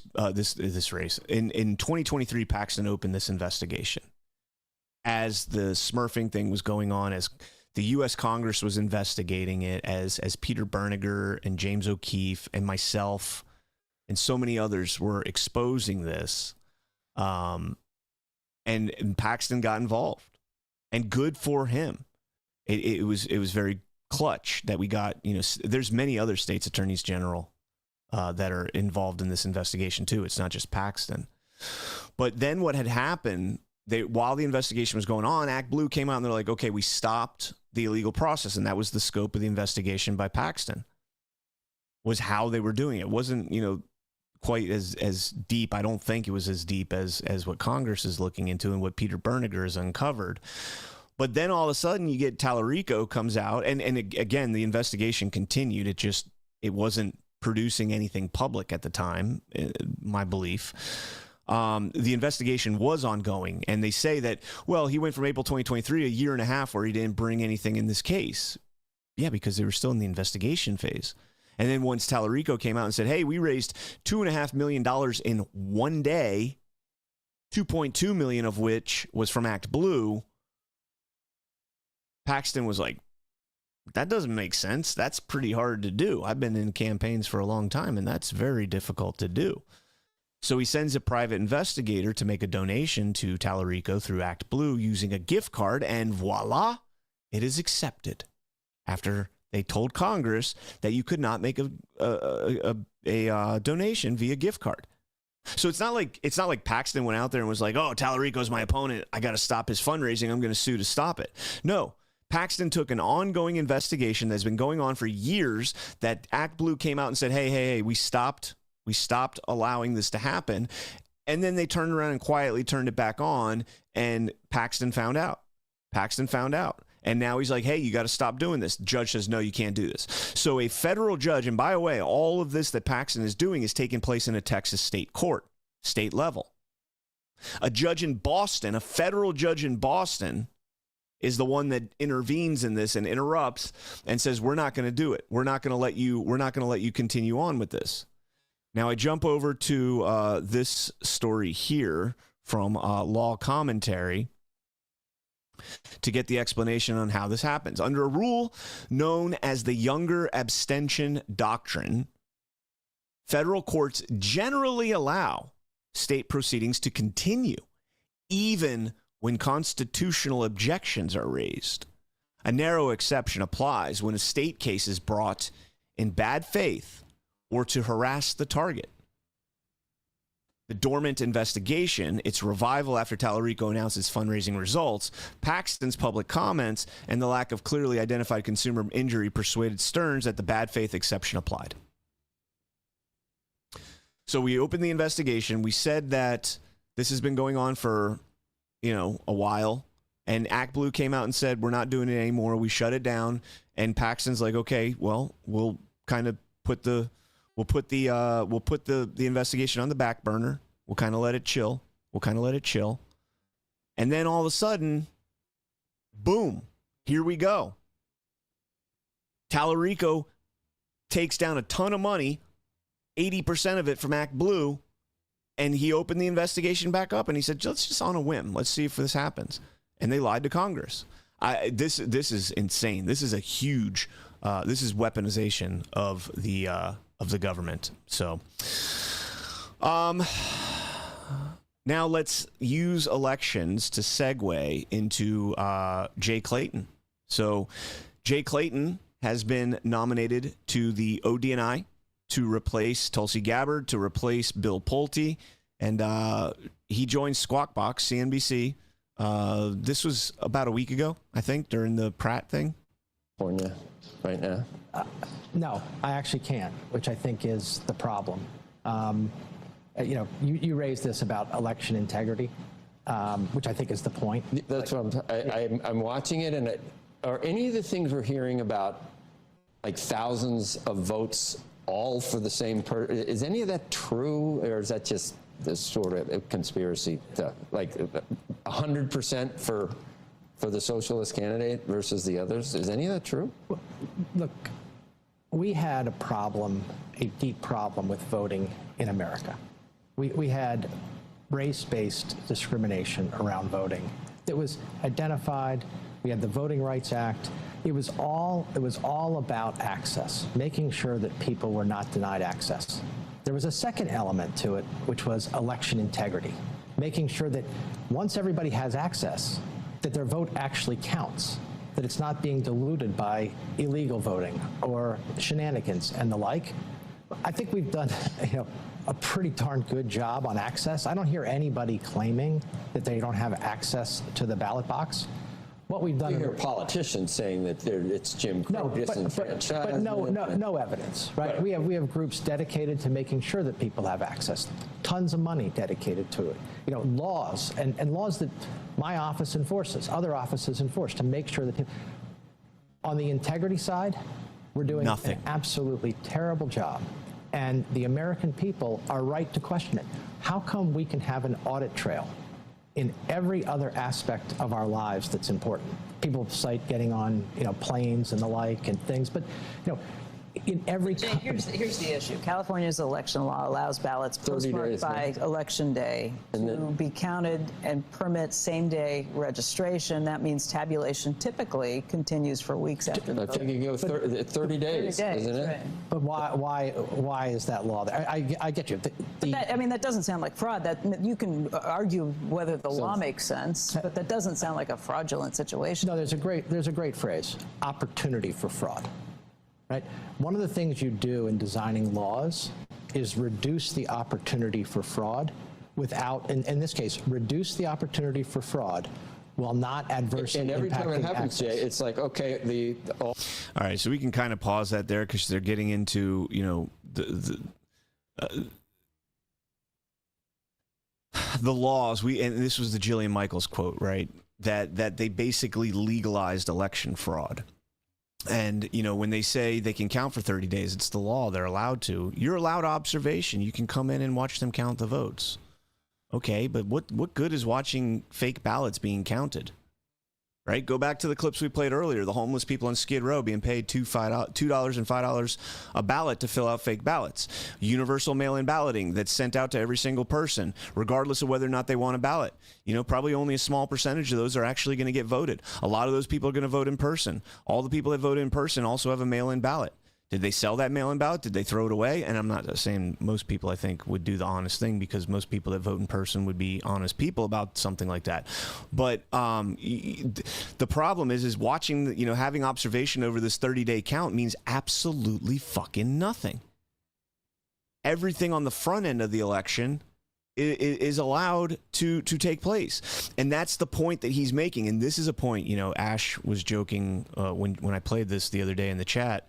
She was joking that he watches Why We Vote, because this has been a staple of me and Ash's arguments, is that all of the money is focused on access to elections. None of the money is focused on integrity of the election. And so while you're out there registering every, to use a military term here, every swinging dick, you're out there registering every swinging dick to vote. That's a Marine Corps term. There's no integrity in those registration process. You're paying all these get out the vote campaigns. You're paying illegal immigrant NGOs to host get out the vote campaigns, and there's no integrity. There's no integrity funding. It's up to the state to determine if they're eligible to vote, if they're real people. Oh, by the way, they don't give a shit. They don't give a shit. It's just more work for them. Access. We all need to have access. So, as we've completely moved on an hour into Asawavana, this Why We Vote Saturday morning edition, President Trump, I'm pleased to announce the nomination of very highly respected Jay Clayton, former chairman of Securities and Exchange Commission, the former head of Sullivan and Cromwell, one of the most prominent and successful law firms anywhere in the world, and the current U.S. Attorney for the Southern District of New York, to be the next DNI, and importantly, to serve in my cabinet. Few people anywhere in the legal community are respected at the level of Jay. Encourage the U.S. Senate to confirm Jay as soon as possible. Thank you for your attention to this matter, President Donald J. Trump. Andrew Desiderio, senior congressional reporter at Punchbowl News, says Thune says Jay Clayton, quote, has a great reputation as being an incredibly competent manager, and called Clayton a, quote, very qualified professional with a great skill set. That's John Thune, Senate Majority Leader. Says he'll try to get him confirmed, quote, as quickly as possible, but acknowledged that probably can't happen before June 19th, which is when Pulte becomes acting DNI. Quote, I don't know what realistic is, but we're going to probe the limits of it. Thune adds he did not get a heads up from Trump about the Clayton announcement. So John Thune is all in on Jay Clayton. All in on Jay Clayton. He's a competent manager. Jay Clayton has no intelligence experience that we know of. No, like, on the books intelligence experience. He was a partner at Sullivan Cromwell, which automatically intelligence. But let's just go back and see the comparison and how Pulte was framed versus Clayton now. So Senator Mark Warner, Democrat, vice chair of the Senate Intelligence Committee, quote, Americans have already seen Mr. Pulte use the powers of his office, or on Bill Pulte, of his office at the Federal Housing Financing Agency to pursue the president's grievances and lend credibility to dubious prosecutions of President Trump's perceived political opponents. So Warner's mad about the FHFA work that Bill Pulte did. This went against Schiff. This went against Letitia James, some others, the woman from the Federal Reserve Board. What was her name? The one that they investigated, the mortgage fraud. Warner continued, quote, elevating him to oversee the intelligence community makes clear that this president is not looking for an intelligence leader who will follow the facts or speak truth to power, but rather someone who will be willing to shape intelligence around the president's wishes, regardless of the cost of to the American people. So Mark Warner and John Thune seem to be, they didn't want somebody that didn't have intelligence experience. They mentioned several times that statute requires the nominee to have intelligence experience. This is straight from Mark Warner's own page. Quote, I've known and respected Jay Clayton for many years and believe he is a capable public servant with no intelligence experience, by the way.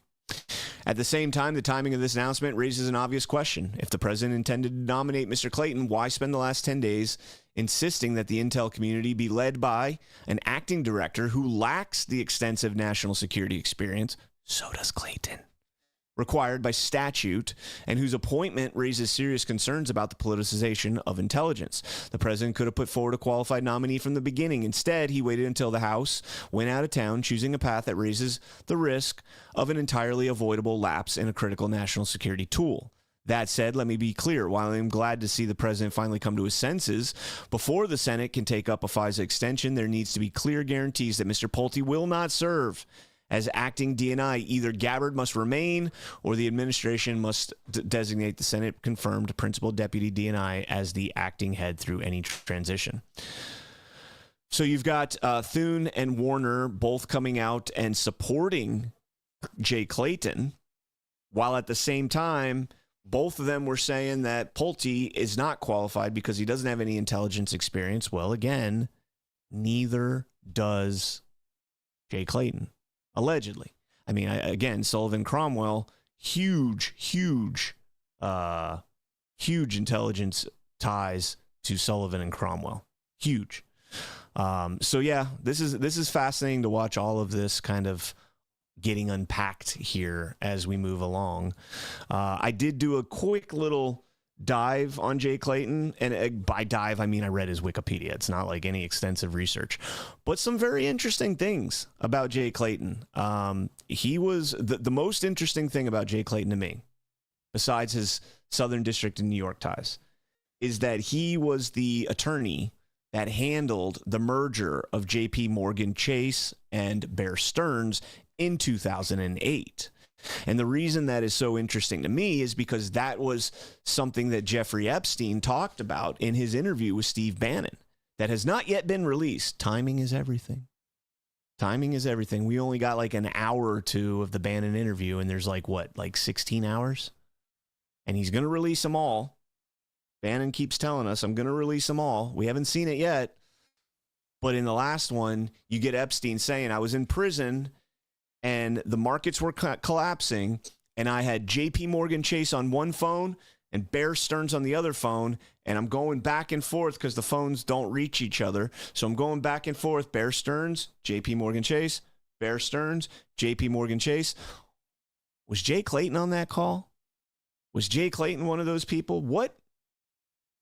Again, I don't know what to make of this. I don't know whether this is, could just be nothing, could just be coincidence, could be a very well qualified intelligence asset in a partner in a law firm that is just negotiating one of the biggest mergers in financial history. Could be. But again, I don't know. Now, the Bill Pulte thing, I stand by this. Trump threw him the keys to the Ferrari, said, take it for a spin, beat the shit out of it, do burnouts, do donuts, 0 to 60 pulls, quarter mile pulls, take it on Nürburgring, the track, the ring. Racers call it the ring. Take it on the ring, have a good time with it, but you got to return it at the end. That's what Trump gave Pulte. And oh, by the way, you're also going to be FHFA head still in Fannie Mae, Freddie Mac. I still think there's going to be some scraping of data by Pulte in that brief time that he's going to be in that office. Also, I think he is going to clean out the office. I don't doubt that. What else do we have on Jay Clayton that I had highlighted in here?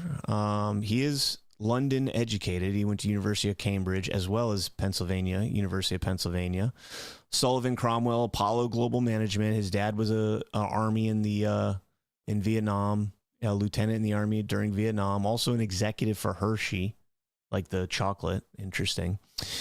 Worked for Sullivan and Cromwell, eventually became a partner. Again, there it is. J.P. Morgan Chase's acquisition of Bear Stearns was represented by Clayton. Or it says he handled Barclays' acquisition of Lehman Brothers, another interesting one. And J.P. Morgan Chase's acquisition of Bear Stearns. Clayton represented Goldman Sachs after Berkshire Hathaway purchased preferred stock in the firm in 2008. And oversaw the New York State Bar Association's report criticizing the DOJ and the Securities and Exchange Commission for, quote unquote, zealous law enforcement in 2011. And I believe that's referring to the Obama IRS going after conservatives, the Lois Lerner story about the IRS going after Tea Party conservatives. He was involved in Alibaba's group IPO in 2014, which is also interesting. We've got Alibaba back in the news as a military Chinese operation. Clients included Castleton Commodities, Ally Financial, British Airways, Oak Tree Capital Management, Oak Ziff Capital Management Group, and the Moelis Company. He represented SoftBank, the Weinstein Company, yes, Harvey Weinstein, Reid Hoffman, the co-founder of LinkedIn, and William Irby, the founder of Ocwen Financial Corporation. What else we got down here?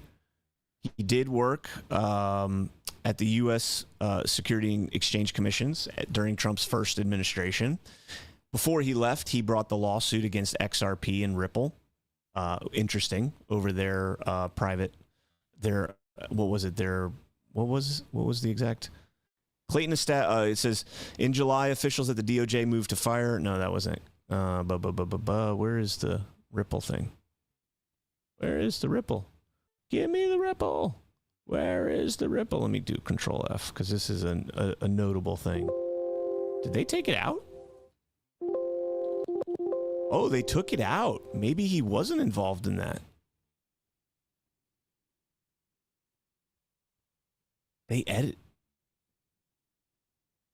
Whoa, here's what they changed it.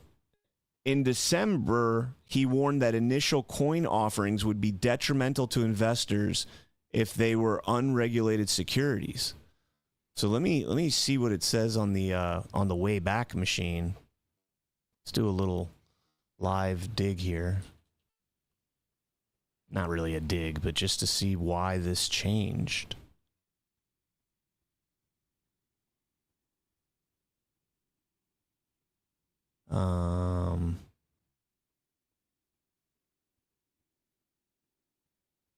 All right, so I think this is May 3rd.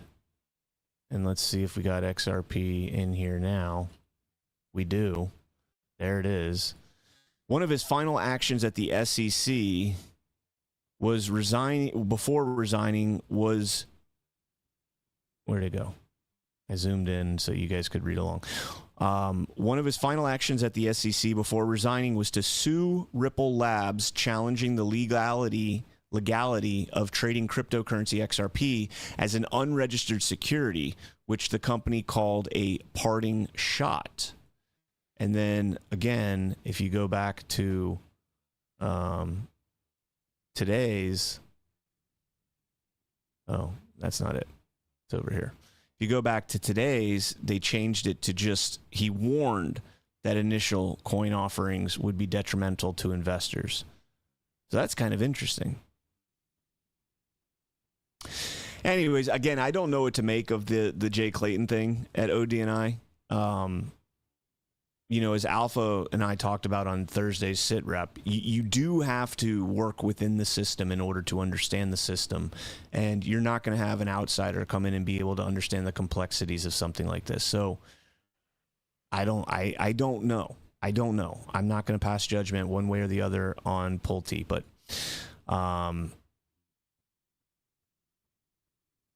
let's see.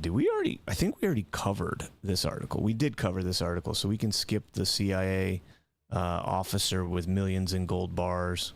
We can skip that story. Pentagon raised threat of Israeli spying on U.S. to highest level, sources say. Well, isn't that just shocking? The Pentagon is increasingly concerned about Israel ramping up its spying on the U.S., recently raising the counterintelligence threat level to the highest level, according to 2 U.S. officials and 1 former official. The DIA, Defense Intelligence Agency, in recent weeks issued the new counterintelligence threat assessment amid rising tensions between Israel and the U.S. over the way forward in the war with Iran. The DIA posted an internal message viewed by one of the current officials that raised the level for Israel to quote-unquote critical. This stems from concerns within the Pentagon that Israel surveilled top U.S. officials to get information on the Trump administration their internal deliberations and decision making on conflicts. The assessment of Israel is that its ability to conduct human espionage and technical collection is at a critical level. A spokesperson for the Israeli embassy on Wednesday in D.C. said in a statement that is completely false that Israel spies on the United States. Of course they're going to deny it. The Pentagon declined to comment, and a White House official said in a statement, "This story is entirely false and sourced to someone who doesn't have any knowledge of what's going on." It's interesting they don't tell you the White House official that said that. The ODNI did not respond to a request for comment either. Jump over to the New York Times, and they report, let's get my highlights back. They report specifically here. The report includes concerns that Israel has stepped up its efforts to eavesdrop on senior American officials, including Steve Witkoff, Elbridge Colby, the Pentagon's top policy official, and one of his main deputies, Michael D. Mino. Another report written by DIA and other military intelligence offices and focused on earlier events going back several years said the counterintelligence threat level posed by Israel had been increased in recent weeks to the top level from high to critical. The DIA report was drafted after incidents in which American defense personnel in Israel detected that software to tap their communications had been surreptitiously installed on their phones. All right, it was drafted after incidents where American defense personnel in Israel detected this. That's interesting. The defense, and again, grain of salt, because this is New York Times, but this is kind of interesting, some of the people they're naming in this, right? The Defense Department declined to comment. A White House official speaking on the condition of anonymity that their name not be used said the account was false. A spokesperson for the Israeli embassy in Washington also disputed the claim, saying that Israel does not spy on American officials or entities. Israel's counterintelligence threat level is now higher than any other ally and higher than some adversarial countries. It's higher than some adversarial countries. Think about that. Israel, our greatest ally, the threat level of them spying on U.S. officials is higher than our enemies. Of American airlines, only South Korea. Of American allies, I did that when I read this last week too. Of American allies, only South Korea, which is rated at high in certain situations, approaches the concern with Israel's espionage efforts, the official says. The tendency of some senior Trump administration officials to fly on private aircraft, to conduct national security business on their personal phones, and to reject staffing from U.S. embassies abroad made them especially vulnerable targets for the spy services of allies and adversaries alike, said a senior U.S. official. Listen to that. That didn't hit me until just now. The tendency of some senior Trump admin officials to fly on private aircraft, to conduct national security business on their personal phones, and to reject staffing from U.S. embassies abroad made them especially vulnerable targets for the spy services of allies and adversaries alike, says a former U.S. senior official that has dealt extensively with Israel. I would think that using your own private stuff over the government stuff in a government that is captured, right? Going back to the Massey, IPAC has somebody with every single person out there, AIPAC, whatever you want to call it, has every congressman, every staffer has an AIPAC handler. You know, the Mossad has to sit there and say that the reason that they're vulnerable is because they're on private aircraft. No, the reason they're vulnerable is because they're high-ranking U.S. officials in a government that is completely captured by foreign state. That's why. That's why. And that's why you needed Jeff Goldberg entered into the Signal chat. Now, does this mean, again, going back to Signalgate, right, kind of the soft disclosure of this spying operation, how was Goldberg added to that chat?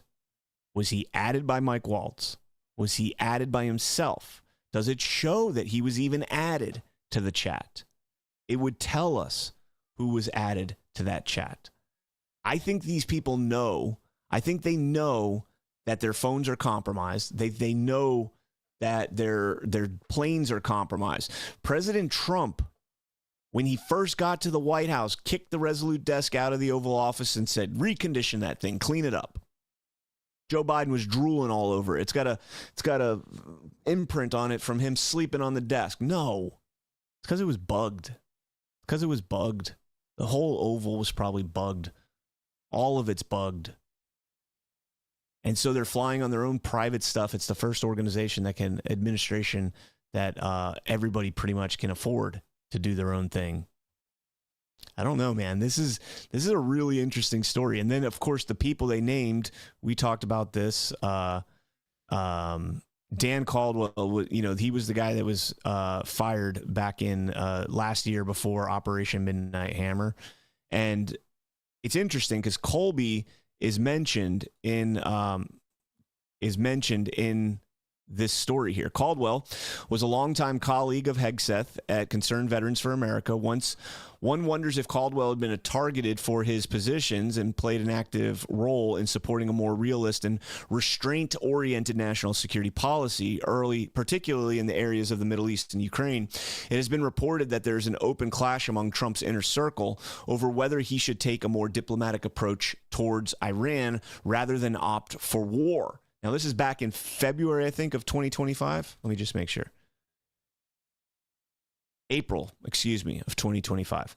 Other such realists has been targeted smear jobs as quote-unquote isolationists and or anti-Israel in recent months, including Elbridge Colby, who's just confirmed as Undersecretary of Defense for Policy, Mike Domino, Deputy Assistant Defense Director for the East, and Daniel Davis, who said he lost an opportunity to work for DNI, Tulsi Gabbard, after Jewish Insider Magazine and other neocon voices called him out for his opposition to the war in Gaza and warnings about military conflict with Iran.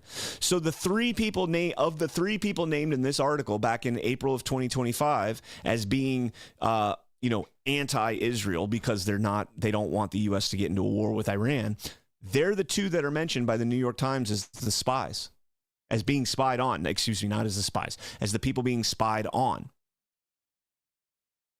It's also interesting that Caldwell, who's mentioned in that, now has a job at DNI. He was kicked out of the Pentagon. They said he was a leaker. They said he was a serial leaker. And now he's got a job at ODNI, at DNI. Very interesting. Very interesting. Again, the White House denying it means absolutely nothing to me. And you had, of course, the freak out from everybody over there, right? Mark Levin, all the Zionists were freaking out over this story. Levin's like, oh, this has been debunked, and why are you spreading this garbage? Is it garbage? Is it? I think there's probably a little bit of truth to that. Right? It should be pretty easy to tell if the Pentagon raised the threat level of Israel spying to the highest level. That should be something that could be either proven or not proven. But let's go ahead and pause for a moment here and hit another sponsor. And let's talk about our friends over at Rumble Wallet. We hear a lot about crypto, but here's the part that most people miss. Crypto was created so you could actually own and control your money. After the 2008 financial crisis, Bitcoin was designed as an alternative to banks. So instead of a bank holding your money, delaying transfers, or limiting access, you are in control. And if you've ever had to wait for a transfer to clear, you felt that problem. Now, fast forward to today, everyone's heard of crypto, but getting started still feels complicated. That's exactly why I use Rumble Wallet. It takes all the complexity and makes it simple. Choose what you want, whether it's Bitcoin, dollar-backed stablecoins, or even digital gold backed by real gold. No complicated setup. It connects with MoonPay, so you can use your credit card, debit card, or bank and be up and running in minutes. Once you're set up, you can even support your favorite Rumble creators like us, well, like me, directly here. I'm so used to reading that on daily. So do this now. Scan the QR code or click the link in the description and download Rumble Wallet. From there, you can set up your wallet, tap buy, and boom, you are in the game. In just a few minutes, you go from hearing about crypto to actually owning some. Love me some crypto. Love me some crypto.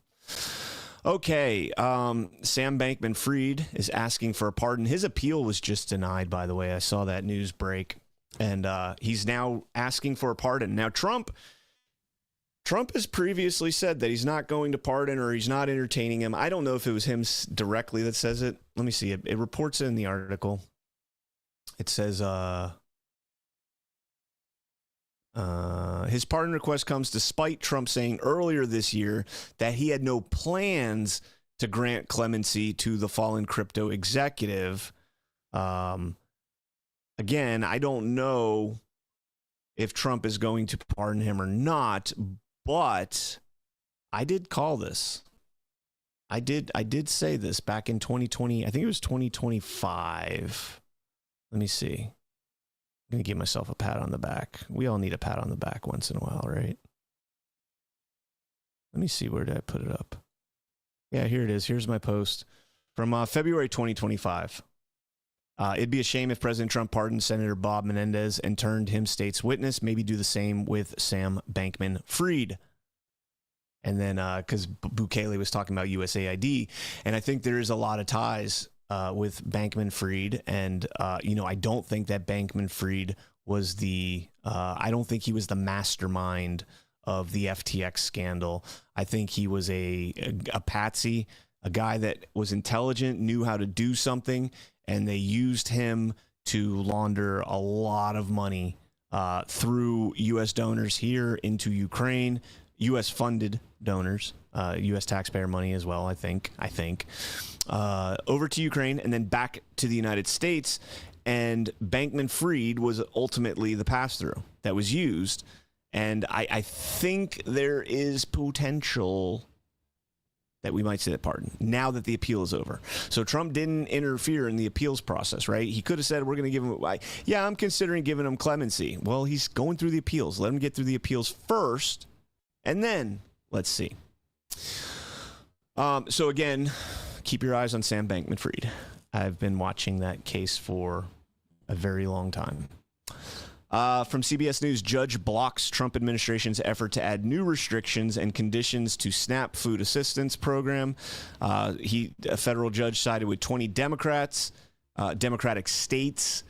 Judge Myong Jong, however you say that name, granted a preliminary injunction challenging the condition for getting SNAP funding. Among them are restrictions related to gender ideology, immigration, and fair athletic opportunities for women and girls. I got to take a breather right here, man. The states argued the Agriculture Department has thrown unconstitutional and unlawful roadblocks between them and the programs created by Congress, and that the states rely on them. Lawyers for the government argued that these new requirements would help promote the sound stewardship of taxpayer dollars, strengthen USDA's control and oversight of obligated funds, and ensure that grant recipients comply with federal law, regulations, and policies. You should end it at the last one. That's the only one you need. Their laws have to comply with federal, the recipients. The stipulations for the recipients has to apply with federal law, regulation, and policies. Illegal immigrants cannot receive federal benefits.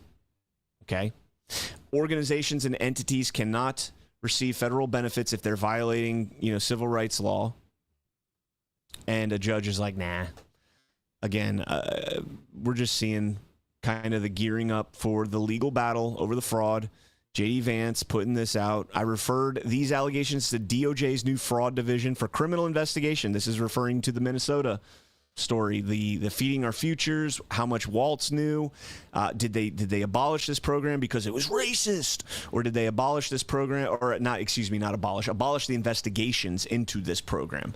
Did they thwart the investigations because it was racist and they didn't want to be perceived as racist in a community full of Somali Americans and Somalians? And I don't know how many are legal and how many are not, so to be clear on that.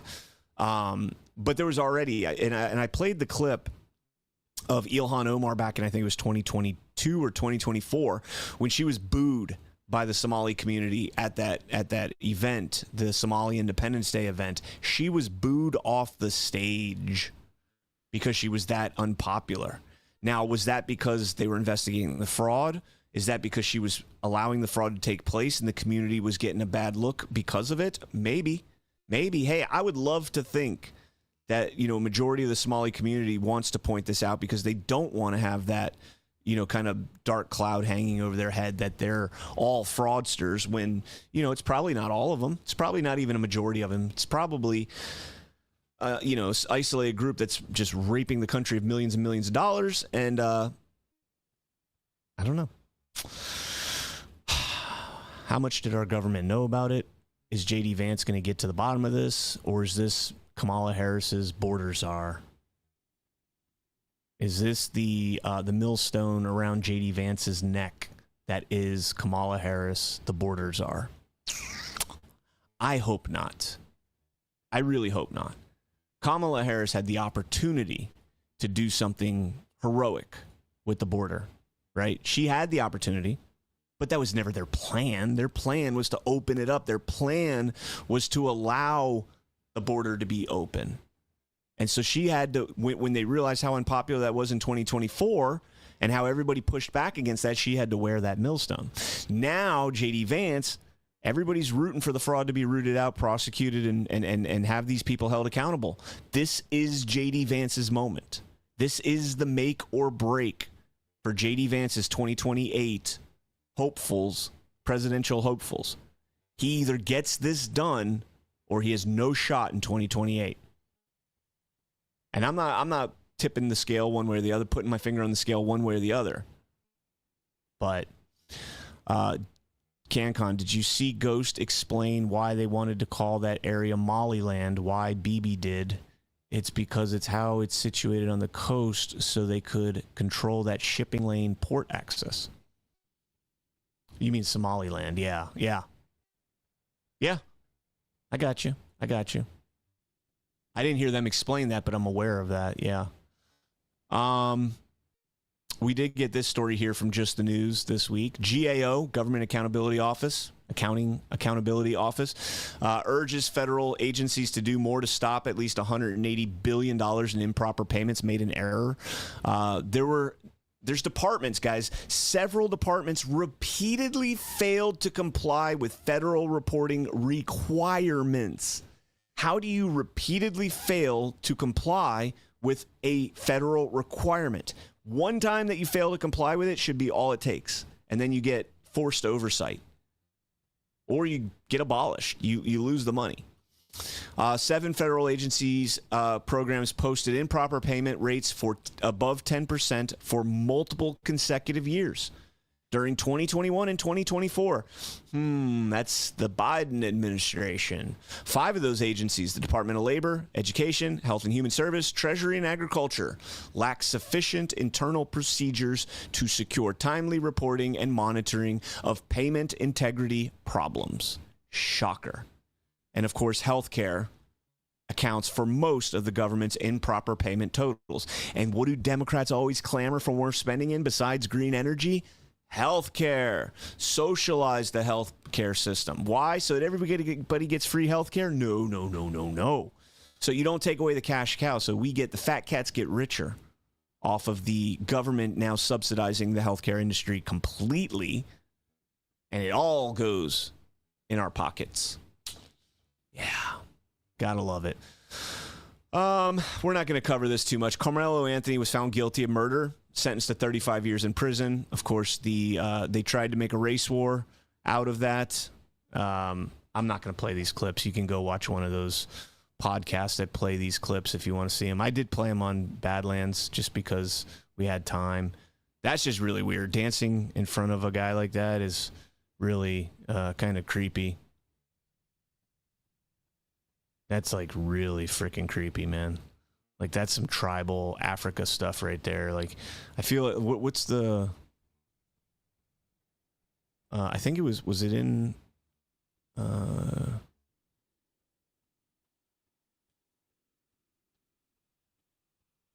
wow. Yeah, like it reminds me of, here you go.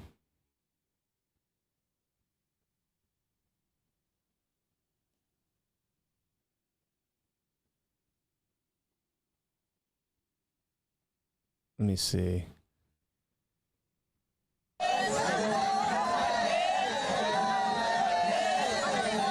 Yeah, I don't know. It just reminds me of, it's just really weird. Really weird. Like standing in front of a guy and just trying to intimidate him by jumping up and down in front of him. Jim Jordan had the SPLC in Congress. This is an interesting clip. Let's play this whole clip. It's always worse than we thought. The one thing we get wrong when we start these investigations, when we start this oversight, is it's always worse than we thought. Always. The superseding indictment from the Justice Department, it wasn't $3 million that they were paying these field sources. It was actually $4 million the Southern Poverty Law Center paid to field sources, and they didn't just pay them to foment the hate they told their donors they were fighting, they actually dated them. That's right, Southern Poverty Law Center employee was in a romantic relationship with field source number 9. A member of the Racist National Alliance. Can you imagine being a member, an employee of the Southern Poverty Law Center that is supposed to be combating anti-Semitism, racism, and other white supremacists, and then one of your employees is literally fucking one of them, one of the racists? This SPLC employee. Okay, dating implies the sexual contact. Who was supposed to be dismantling hate groups with the Intelligence Project was dating the field source that they were paying. And in fact, they had a joint bank account. Wow. Yeah, I'm pretty sure if you have a joint bank account with somebody you're dating, you're also giving up the goods. And guess what the SPLC paid this individual? $1.2 million. Oh, and you're laundering that money back to yourself through your joint bank accounts. $1.2 million. You're fucking the white supremacist, and you got a joint bank account, and you paid him $1.2 million. Woo! Southern Poverty Law Center for the win. To again create and foment the hate they told their donors they were fighting. Now it gets worse. An individual who led the Nationalist Socialist Party, a faction of the Aryan nations, reached out to SPLC. He wanted out. He wanted help in leaving this racist group. And what did the SPLC do? They said, no. Stay in the group. We'll pay you a monthly salary. We'll reimburse you for hosting rallies, purchasing racist materials. Of course, that was field source number 30. There, that's great. I want out. You know, this white supremacist thing, man, this Aryan nation, this neo-Nazis thing, man, this is fucking crazy. I want to get out of this. Can you help me get out to the group that is supposed to help end this type of thing? And they're like, no, stay in there and just keep it going. Just keep it going. How about F37, Field Source 37? This person's the one who coordinated transportation and attended the 2017 rally in Charlottesville. The Southern Poverty Law Center paid him $300,000 to the guy who helped put together the event where a young lady was killed. All right, we can pretty much end that there, because he's going to go on and just keep talking about the same thing about how they perpetuated this whole entire thing. Like, think about this, man. This is how the system works when the government is involved in this, and when NGOs, specifically when NGOs get involved in this. Think of Southern Poverty Law Center. They are receiving government funding. They are receiving taxpayer dollars. You know, they are incentivized by the federal government to get donations from private corporations that, you know, turn around and like, hey, you're going to get a tax write-off. If you can do one of two things. You can give $1 million to the government, or you can give it to the Southern Poverty Law Center and write it off. And you're doing great for the community in doing so. So they incentivize these organizations to donate to these NGOs. The government does. It's not always the government funding going directly to them. A lot of times it's tax write-offs. They're a 501c3 or a 501c4. I don't think 501c4s are, you can write them off, but they're a 501c3. You can write off your taxes, any money that you give to them. So you can either give it to them or you can give it to the government. Well, I don't want to give it to the government, so I'm going to give it to them. Oh, okay, there you go. Good to go. So you're funding them. The government's incentivizing funding. Oh, the government is also funding them as well. This is the same way that it works in almost every industry that has government involvement. So you're talking about the anti-Semitism, racism, all there.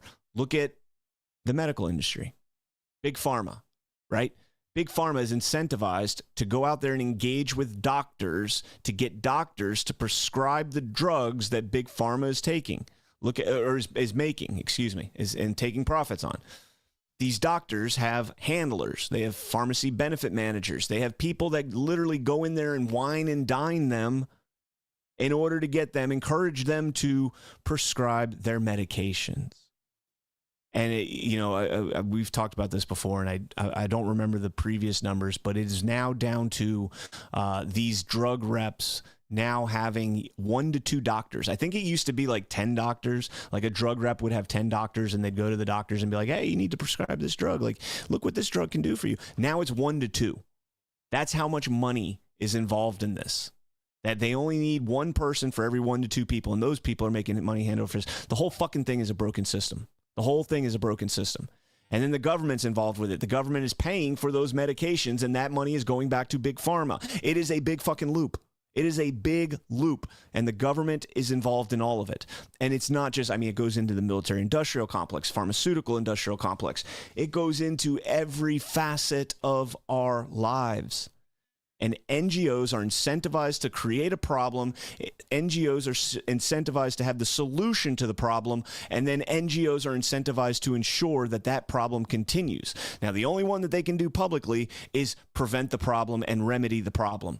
The creating the problem has to be done covertly. SPLC being exposed as this is a huge exposure. It's a huge exposure that they have been funding this. They created Charlottesville. They created a lot, or they incentivized Charlottesville.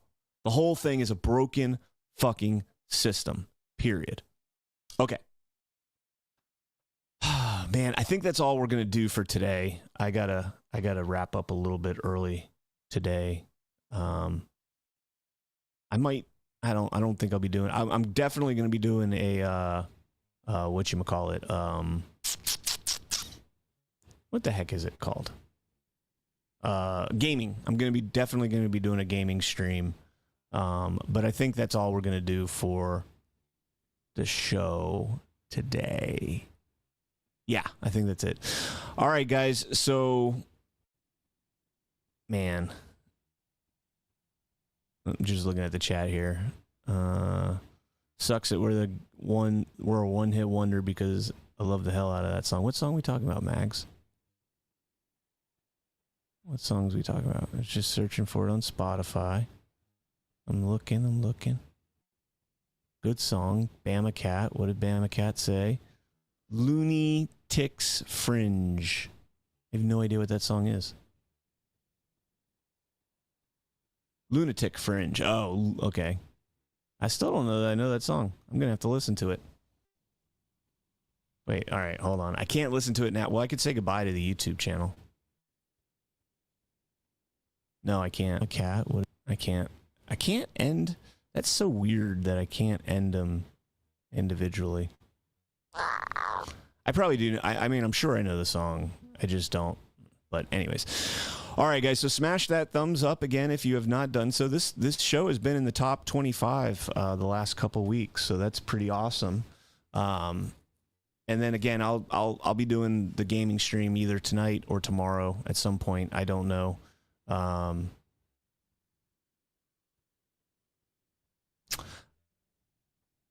The last thing I'll say is just we've got next week I got to travel up for. There's not going to be a show next week at all. There's not going to be date night or the weekend review because I have to go up to the Villages and Celebration of Life for my stepdad. So won't be a show there. But if you guys could keep us in your prayers and just generally, good and bad, we would appreciate that if you guys could. And then also, it's going to be 2 weeks without shows because we got GART as well coming up. Badlandsmedia.tv/events to get your GART tickets if you're interested in playing the golf. A little golf with me and John and Ghost and John Drake and some others. Jump down there. Jackie says we might be coming down for the 4th. You have a room. You don't need a hotel. You've got a room. Oh, yeah. You guys could do a live 4th of July weekend review because it's on a Saturday. You guys could do date night with us too if you're here on Friday. We could do our first in studio date night. I'll get my second camera set up over there as well. So yeah, that'd be fantastic. You guys have a place to stay if you come down. So there you go. And I mean, almost all your expenses would be paid for because we got food and all that stuff. So. CanCon, I posted the link to the song in the comments. Thanks, Polish Dog. Appreciate that. Okay, sold. Booking flights today. Hey, there we go. Let me know when, and one of us will pick you up at the airport. One of us will get you at the airport. All right, guys. Thank you all so much for tuning in. Stay frosty. God bless each and every one of you. Oh, wait. Hold on. Do I have any rants? I don't think I do. I did not pop out the rants. I did not pop out the rants. I'm so bad. And let me just make sure I don't have super chats. And stay frosty. Oh, I don't think there's any super chats either. Okay, no super chats, no rants. We're good to go there. So for that reason, we got to do one more ad. Guys. You've probably noticed Rumble is growing fast and it's not slowing down. They're building a real alternative to big tech that puts creators first and actually protects free speech. And now there's Rumble Premium, an easy way to upgrade your experience.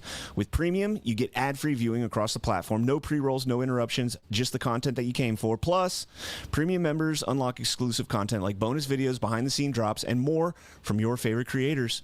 Right now, Rumble is offering $10 off in an annual subscription. Just go to rumble.com/premium and use promo code STUDIO at checkout. Again, that's rumble.com/premium, promo code STUDIO. No ads, more freedom, and content you actually care about. That's the deal. All right. Thank you to Rumble Premium. And I think that's what we got. All right, guys. Thank you all so much for tuning in. Who are we gonna raid you over to? Who do you guys want to raid to? Let's figure out. Oh man, it's too late to do it now. I'll do it Monday on Badlands Daily.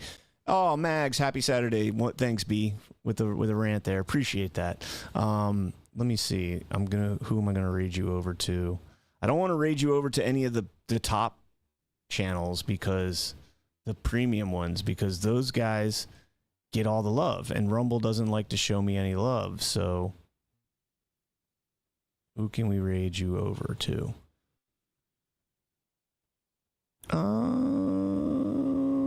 We can raid you over to Real America's Voice. We'll raid you guys over there. Make sure to tell them to follow us over here on this channel. So, all right, guys, stay frosty. God bless each and every one of you. God bless America. Make the deep state motherfuckers pay for this.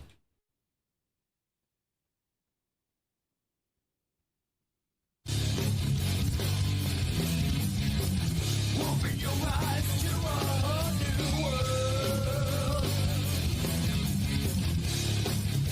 which never knew existed.